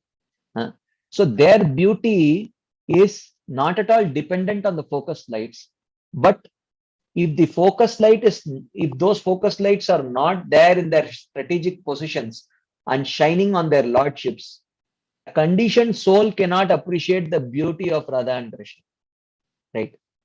So similarly, the 10th canto topic of Krishna is not dependent on the other 9 topics of Sarga, Visarga, Sthana, Poshanam, Muti, like that.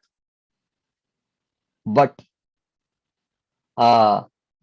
if these 9 topics are there in their strategic positions, a conditioned soul taking shelter of Srimad Bhagavatam can perfectly appreciate the glory of Krishna.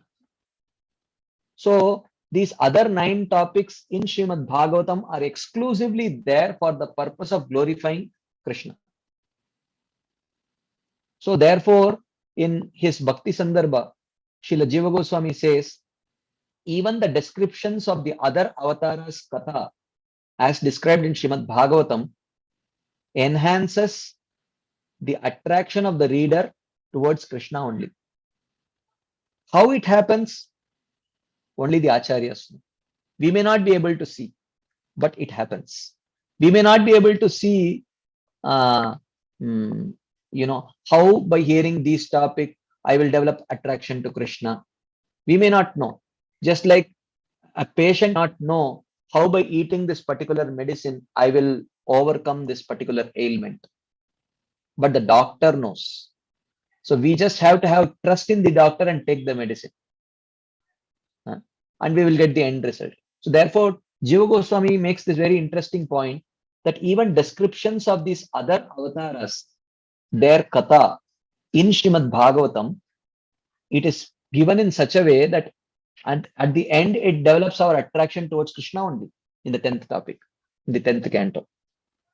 So Dashamasya Vishuddhyartham Navanam Iha Lakshanam. So all the other 9 topics are discussed purely in a way and in a sequence to actually help us develop attraction for the 10th topic of Krishna.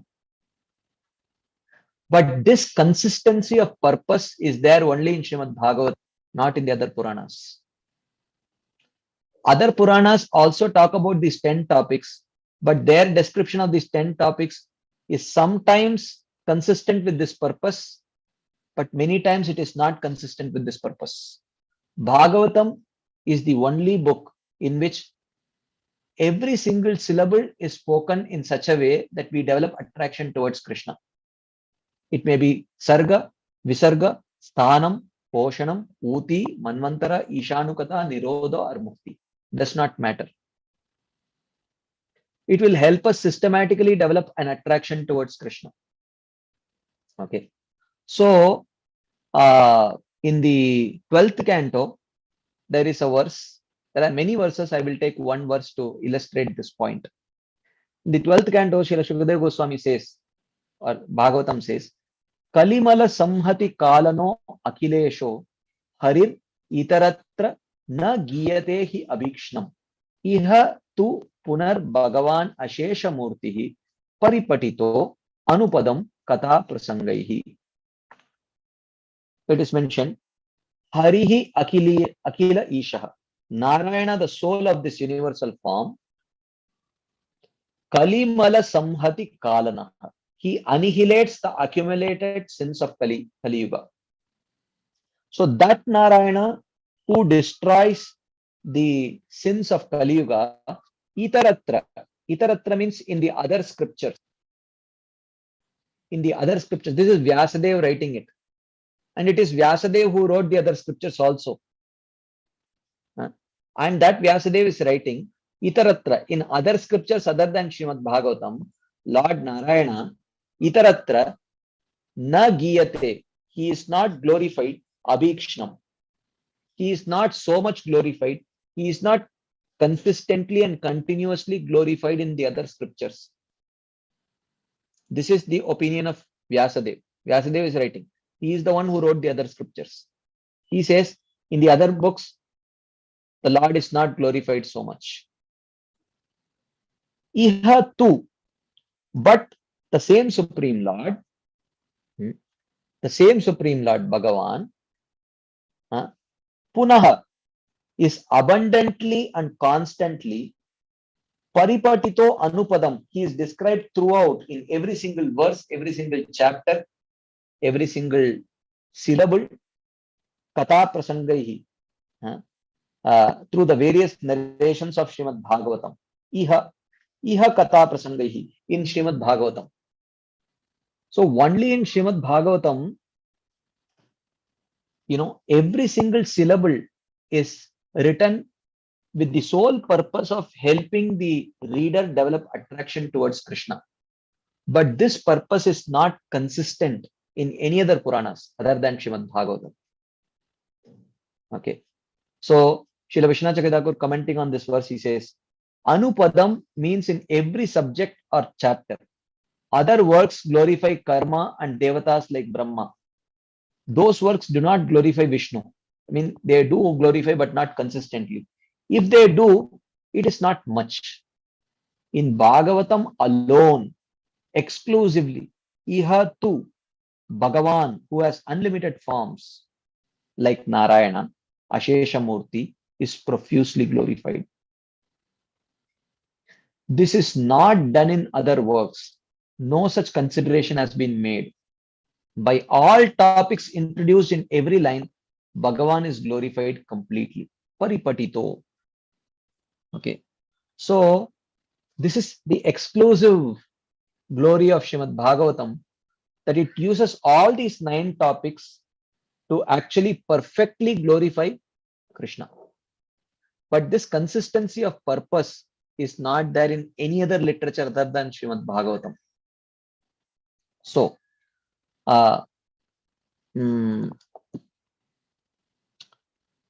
okay, there is another verse which Srila Vidura is speaking to Maitreya in the 3rd canto. So Vidura is he has been searching Maitreya because he has been, Uddhava has asked Vidura to hear Bhagavatam from Maitreya. But interestingly, Vidura's own father is Vyasadeva. And Vyasadeva is a more accomplished writer and speaker than Maitreya. And Vyasadeva was famous for especially writing the Mahabharata, which is considered to be Vyasadeva's magnum opus creation. And Maitreya then had not written anything of, real significance that we know. But the son of Vyasadeva, Vidura, he has approached Maitreya to hear Krishna Katha. This might surprise even Maitreya himself. So Maitreya might ask Vidura, I am surprised. Your father is such an accomplished writer and speaker. He is the author of Mahabharata. How could you come to me to hear some katha? Why did you approach me? So a very interesting answer is given by Vidura here. Paravaresham Bhagavan Vratani Shrutani me Vyasa Mukad Abhikshnam Atrupnumak Shulla Sukavahanam Tesham Rite Krishna Katamritogat. He says, O Bhagavan, O great Maitreya, Shrutani me Abhikshnam. I have continuously heard Paravaresham Vratani. Para Avara. Para means pious people like the Pandavas. Avara means impious people like the Kauravas. Vratani means their actions or natures. I have heard about the actions and natures of pious people like Pandavas, impious people like Kauravas, constantly. Abhikshnam. Constantly I have heard about pious activity, impious activity, pious activity, impious activity. Constantly I have heard, but Vyasamukat, from the mouth of my father Vyasadeva, when he was narrating Mahabharata. But what is the result? Tesham atrupnuma. I am not at all satisfied hearing this. I have been satiated with hearing about these topics. Satiated means taggaya, no longer I have a desire to hear, I have no more interest to hear this. Atrupnuma, that's why the word atrupti is used. And I was not satisfied. Why? Kshulla sukha avahanam. Because it gave me very insignificant happiness. Piety, impiety, piety, impiety, piety, impiety. I was not happy hearing all these things. Why? Rite. Why did it have insignificant happiness? Because that Mahabharata was devoid of Krishna Katha Amrita Oghat. It was devoid of the great sweetness of Krishna's pastimes. So Krishna's pastimes were not consistently described in Mahabharata. So therefore it did not lead me to any kind of pleasure. So Srila Prabhupada, commenting on this verse, he says, Vidura explained to Maitreya his position of being fully satiated with the knowledge of mundane social and political topics and having no more interest in them. He was anxious to hear transcendental topics regarding Lord Krishna. Because there were insufficient topics directly concerning Krishna in the Puranas and Mahabharata, etc., he was not satisfied and wanted to know more about Krishna. And of course, Vyasadeva himself was not satisfied, that we know. And after compiling, Srimad Bhagavatam, he became completely satisfied. So, Vidura wanted to hear everything from Maitreya and so he inquired from him, but he desired that all the topics be in relationship with Krishna. Yadi Krishna katashrayam atava asya padamboja makaranda liham satam. So this is the request put forth by Vidura to Maitreya. He says, see, you speak whatever it is. In the end, it should inspire me towards the lotus feet of Krishna. Yadi Krishna katashrayam. If that takes shelter of Krishna Katha, you speak any topic and connect it to Krishna Katha. Atava asya padamboja makaranda liham satam. Or else it should concern with the topics of the devotees who are very eager to lick the honey which is emanating from the lotus feet of the Lord. Either Krishna Katha or Krishna Bhakta Katha. Don't speak anything about piety, impiety, dharma, adharma, and all these things. I have sufficiently heard about all these things from Mahabharata. I have no more interest. Speak direct Krishna Katha. That is why I have come to you, O Maitreya. Like that he says. So, so therefore, Bhagavatam is, has been designed in that way so that it is directly, it will either those topics which don't seem like direct Krishna Katha will enhance our appetite for Krishna Katha. Inconceivably, conceivably sometimes, inconceivably many times. Right?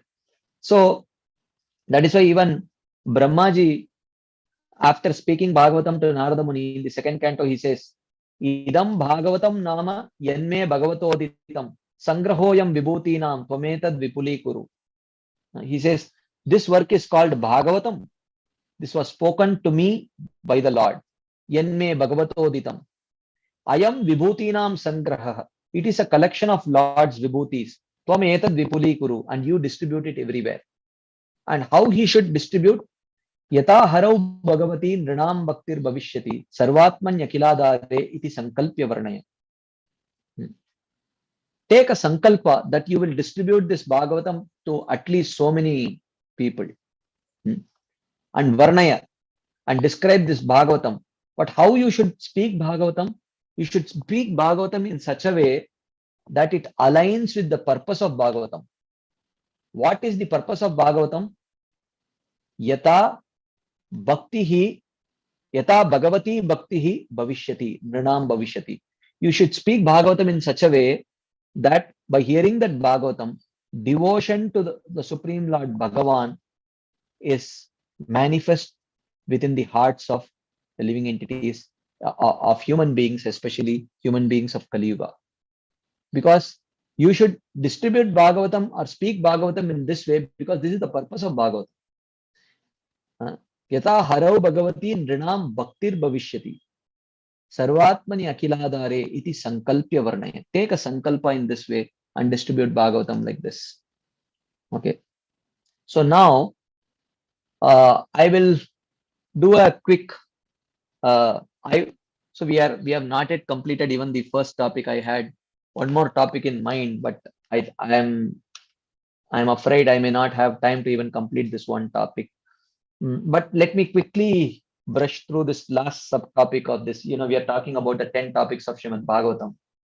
So I wanted to just touch on this topic of how Bhagavatam, which is multifaceted, it accomplishes multiple purpose through these 10 topics of Srimad Bhagavatam. Okay. So in the first verse of Srimad Bhagavatam, Srila Vishwanath Chakravarti Thakur in his commentary Sarartha Darshini, he gives 5 different explanations of the first verse of Srimad Bhagavatam, this Janmadhyasya Yato verse. So we will not go through the meanings. I won't have time. So in the first explanation, he establishes, so this is the Vastu Nirdesh verse of Srimad Bhagavatam, the first verse. Talks about what is the subject matter of this book. What does this book want to accomplish? That is described. So in the first explanation of this verse, he describes Bhagavan as the subject matter of this book. So he explains, let us meditate upon the absolute truth Krishna, Satyam Param Dhimahi, who is the cause of creation, maintenance and destruction, Janmadhyasya Yataha. Anvayad itaratah, and he is also as the material and efficient cause of this universe. He takes care of creation, maintenance, destruction. How can he do this? How can one Bhagavan do all this? Because he is Arteshu Abhignaha. He is the knower of all objects, and he is Swarat. He is independent. That's why he is able to do it. Yaha Tene Brahma, and he is the one who revealed the Vedas to Adi Kavi Brahma within his heart or mind. And Muyyanti Yat Suraya, he is difficult to understand even for the learned people. And so on. I won't go through the whole verse because so basically this verse describes Bhagavan, this explanation. And he gives a second explanation that by understanding a different meaning to the same verse, he says this establishes Krishna as the Vastu of this book. How? He says, Satyam Param Dhimahi. Let us meditate on Krishna, who is Satya. He explains why he is called a Satya. So Yaha, who Svena Dhamna, through his abode Mathura and by revelation of his form to his devotees. So Dham means form, Dham also means the abode. By revealing his Dham, Mathura and his form of Krishna, Sada Nirasta Kuhak, he destroys the ignorance concerning himself. There are elaborate explanations of this. We will not get into that. So, and then he describes, Asya Janmadi Yataha Itarataha Cha Anu Ayat. So this also means who after appearing in Vasudev's house went to Nanda Maharaj's house. This is another meaning. This is another meaning that he gives where he explains that, this verse talks about Krishna. Establishing Krishna as the subject matter of this book. Okay.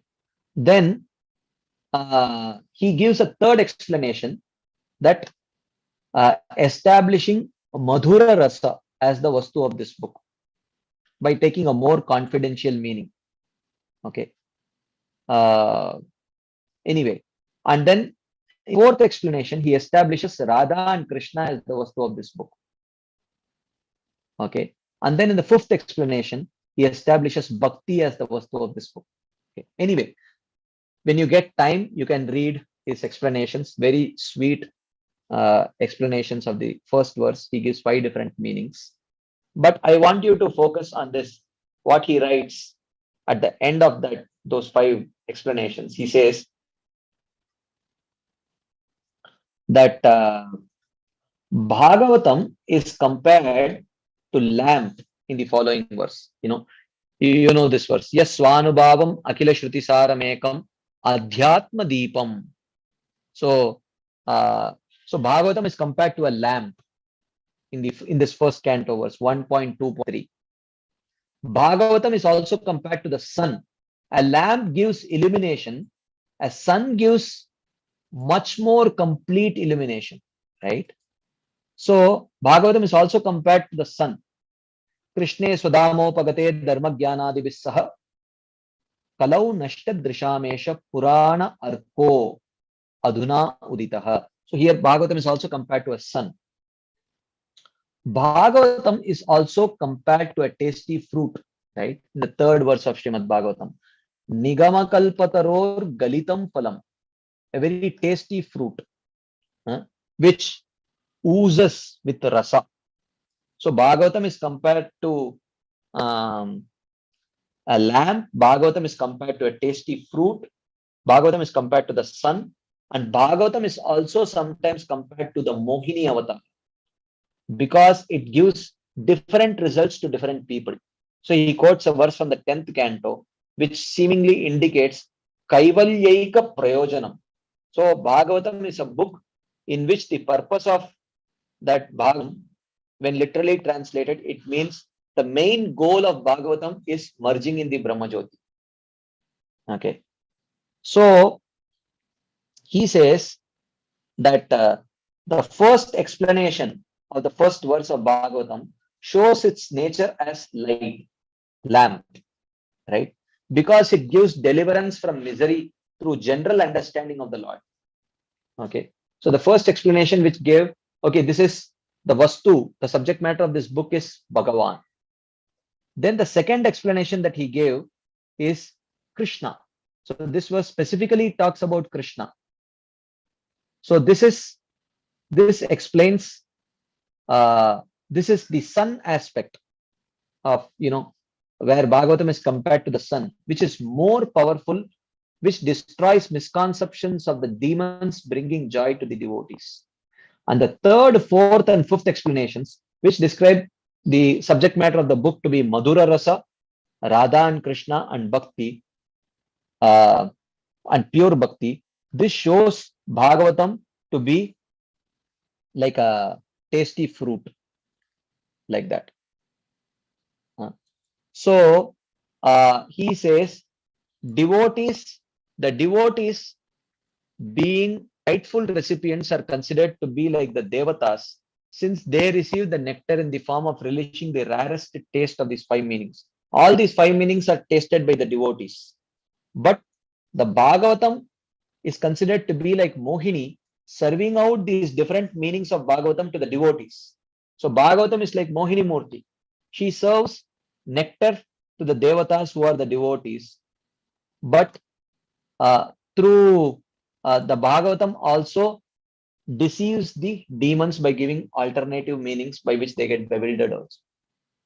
And here, Srila Vishwanath Chakravarti says, even though all 12 cantos of Bhagavatam are like the tasty fruit, okay, Nikama Kalpataror Galitam Phalam is full Bhagavatam, but still, okay, it is like the tasty fruit, it is like the sun, and it is like the lamb, but still, Sarga and Nirodha, the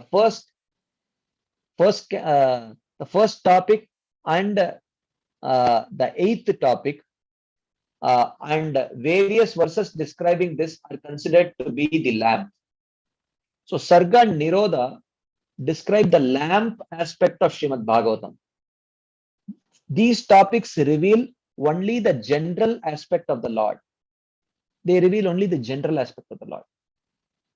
Whereas Visarga, secondary creation, Sthana, maintenance, Poshana, protection, Uti, Manvantara, Shanukata, and Mukti. All the other topics except Ashraya, they describe the sun aspect of Bhagavatam, because they reveal not just the general aspect of the Lord, but in addition, they reveal the results of forbidden practices for enjoyment and renunciation available in Dharma, Artha, Kama, Moksha, and others, and unlimited sub-varieties, and many other topics also it reveals. So it reveals much more than just revealing just the general aspect of the Lord. So therefore, these topics are compared to the sun. And the 10th topic of Ashraya, which is the 10th canto, so this is compared to the tasty fruit, Nigama Kalpataror Galitam Phalam. So here Srila Vishwanath Chakravarti says, even though all the topics describe all the the sun aspect, the lamp aspect, and the fruit aspect, but especially the 10th canto describes the real rasa of Srimad Bhagavatam. All the topics, however, give joy to the devotees of the Lord by taking on a meaning favorable for bhakti. But the same topics, however, are like Mohini and take on a different meaning for bewildering the demoniac group who give meanings unfavorable for bhakti. So Bhagavatam gives ample scope for demoniac people for misinterpretation and for getting bewildered. So Bhagavatam it acts as the sun and the lamp and the fruit and Murti for devotees. Mohini Murti serves nectar for the devatas. So she bestows the proper meanings for the devotees, and it acts only as Mohini Murti for the demons by cheating them, by cheating them of the proper meanings of Srimad Bhagavatam. Okay, like that. Anyway, so I wanted to discuss the second topic of where in this verse Parikshit Maharaj says Krama Yogopalabdena, how one achieves liberation by this gradual process of mukti. So how in second canto this Krama Mukti is this, I wanted to touch on this topic. but maybe some other time we will take, because it's already time. So I think at this point we will pause to see if there are any quick discussion points, comments, questions. Thank you all very much for your patient listening and allowing me to go on and on for such a long time. Thank you very much. Hare Krishna Prabhu. Tanva Pranam Prabhu. What an amazing class, Prabhu. First of all, thanks from all of us on the call for the time and effort you put just to explain us about this beautiful process of devotional service.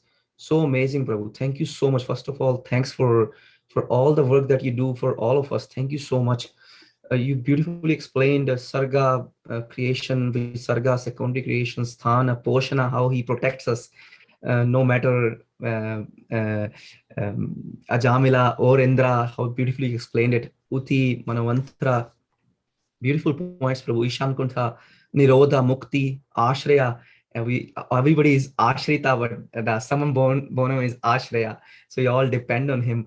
And so beautifully you bring us to the diary of Srila Prabhupada. That was so beautiful. And our Srila Prabhupada knew what he was going to do, and everything was just crystal clear to him. Thank you so much, Prabhu. I won't take further time, but so many glories to your class, Prabhu. So beautiful. Anuradha Mataji, please go ahead with the question. Yeah, thank you, Prabhu. Thank you, Raj Prabhu. Thank you, Balaram Shakti Prabhu. Please expand humble obeisances of glory to Srila Prabhupada. Prabhu, I have in every slide I have doubt, but I'll just stick to two. First, would you please enlighten on Tanmatras first? Then I have one more doubt. Well, I can, but it is not completely relevant. Okay, Tanmatra means just to know what it is. Yeah. Taste. Tongue is the sense, and what do you experience through the tongue? You experience taste. So taste is Tanmatra, and you experience smell through the nose. Smell is Tanmatra. You experience sight through the eyes. Sight is Tanmatra, like that. Yeah, as Sukasagari Mataji is saying, like the sense objects, right? Yeah. Yeah. Okay. So other confusion that I had on verse 2:10:4, if you go to the slide where you're talking about Uti, there you have written the one is Vasana. Vasana, desire in plain simple English, right, Prabhu? Vasana means impressions which impel that desire. Okay. Before that, you have written something. I could not get that flow chart that you have written. If you can explain that a little bit, Prabhu. Did I make a flow chart? I'm just wondering. I mean, just short one. Yeah. Just, yeah. 4. Yeah.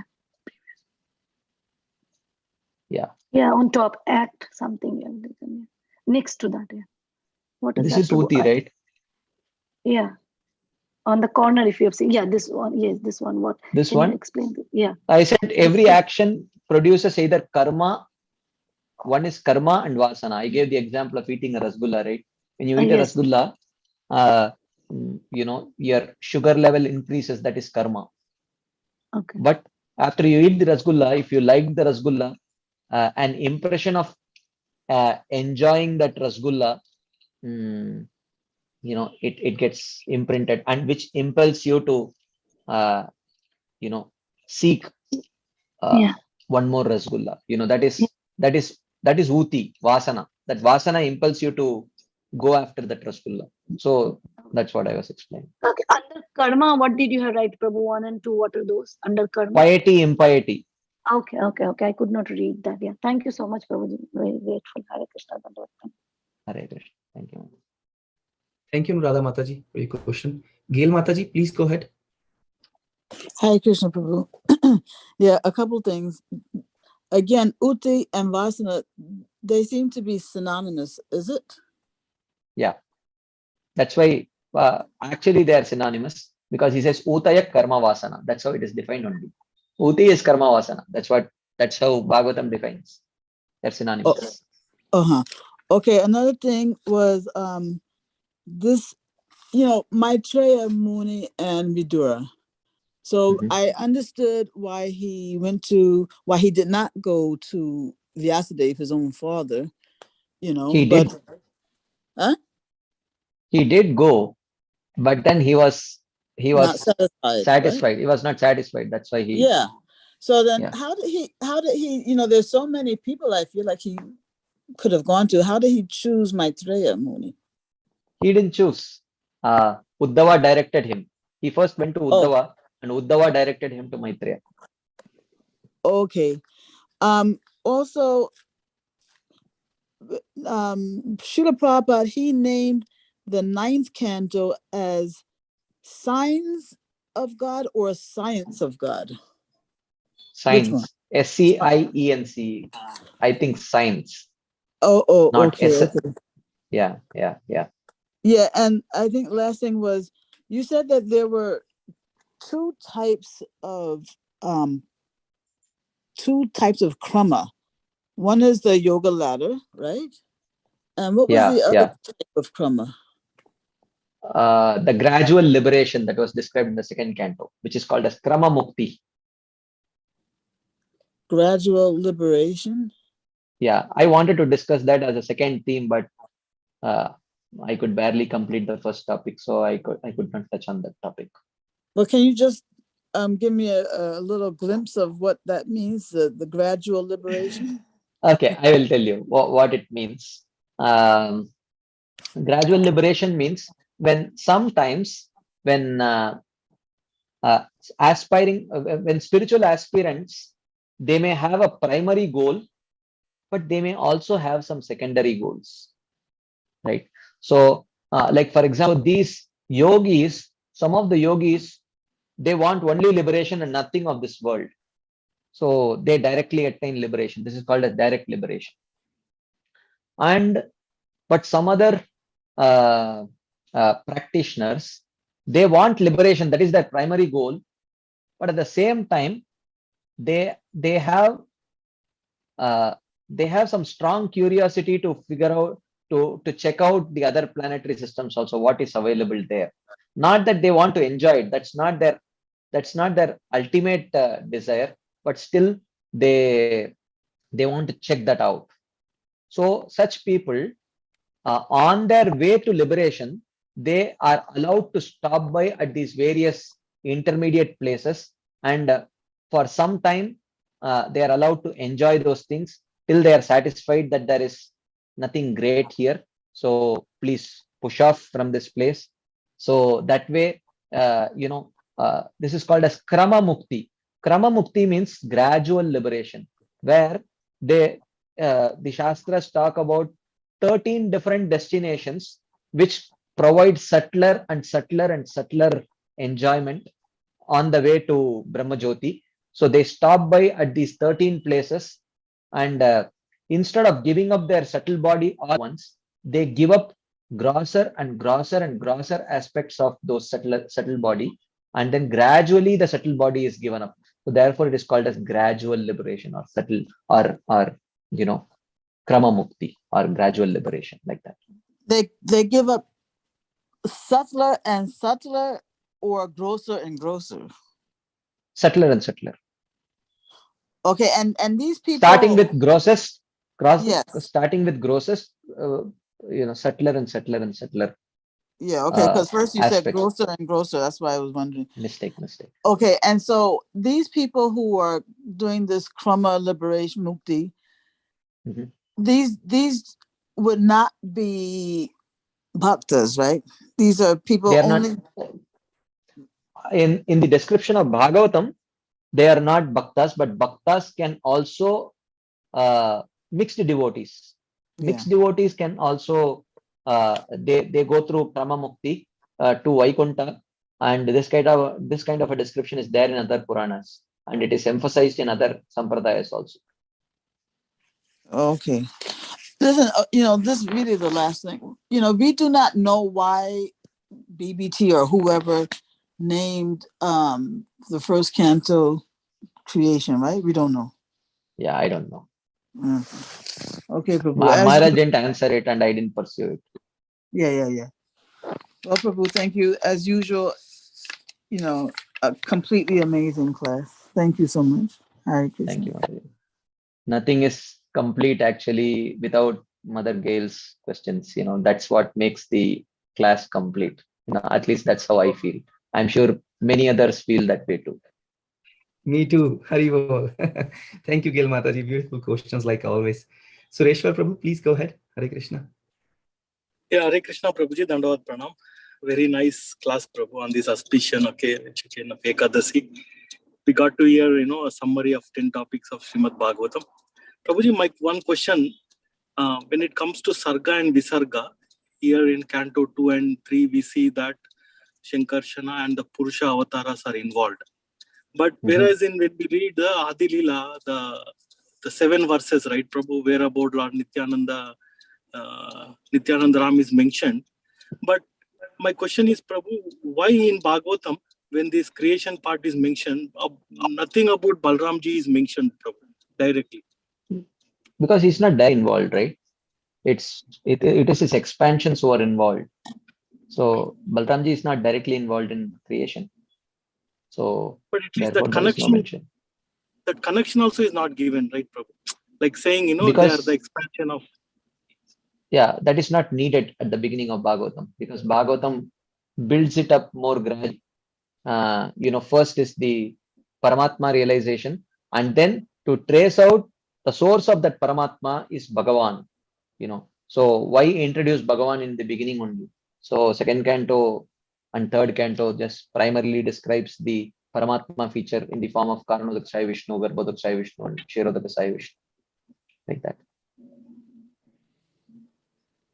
Okay. I mean, Prabhuji. we would never know. Prabhu, we would never know why the connection between Balramji and it's not given.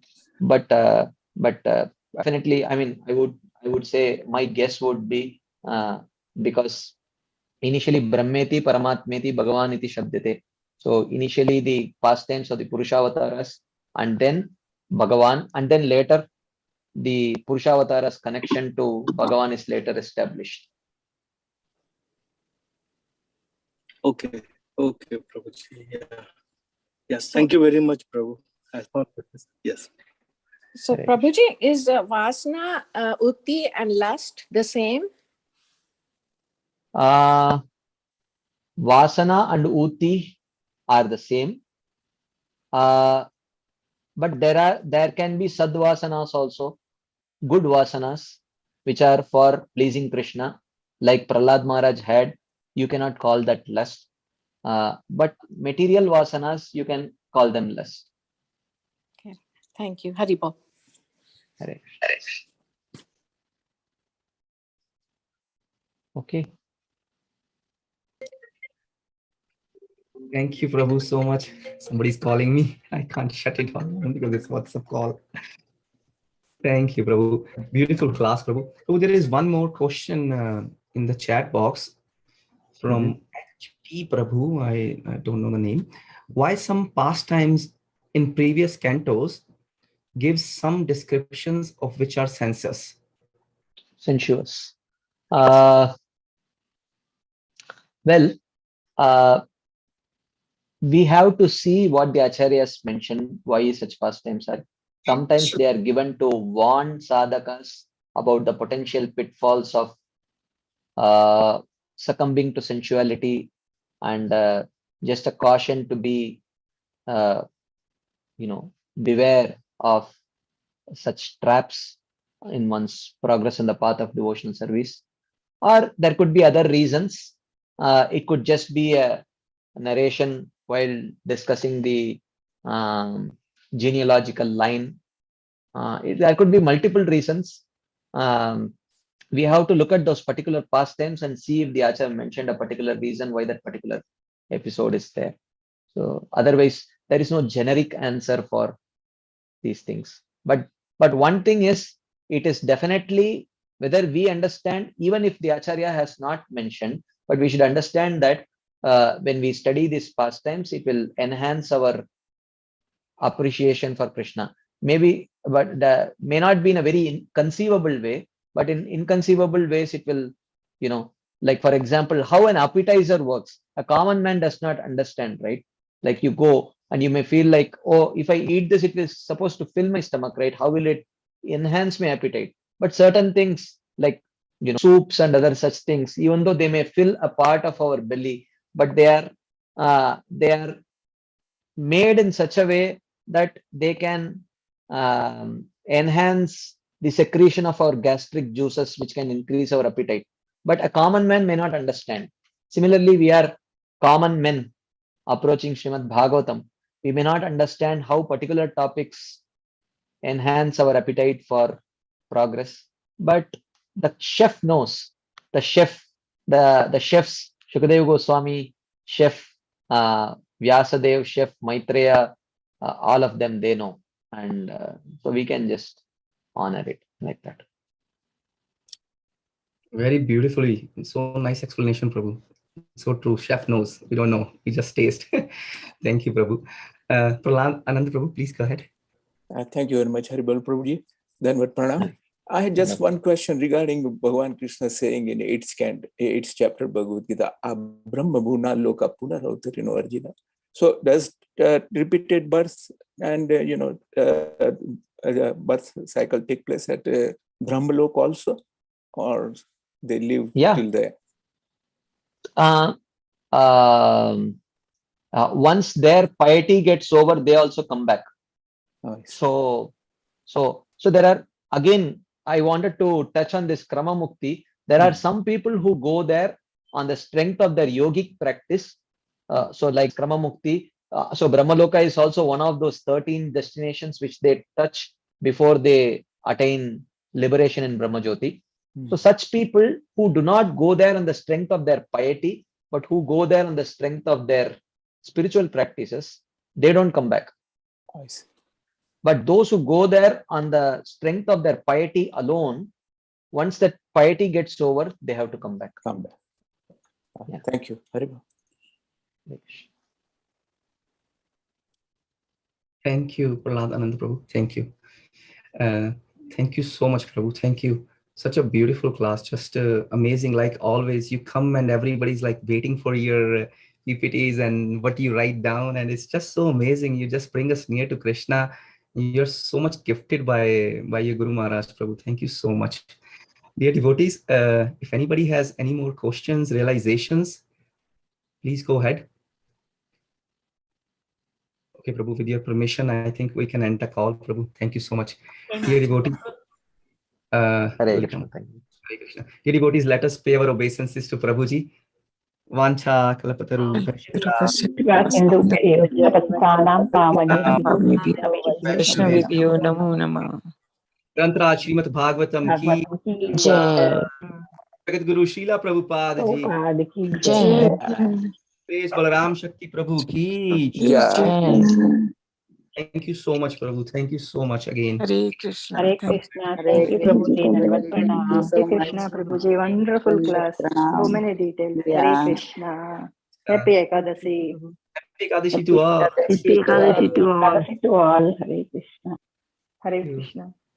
Jai Shri Thank you Prabhupada. for joining today's class. We'll meet again tomorrow. The world happy Ekadasi. Ekadashi Radhe Radhe. Thank you. Thank you. Hare Krishna. Hare Krishna.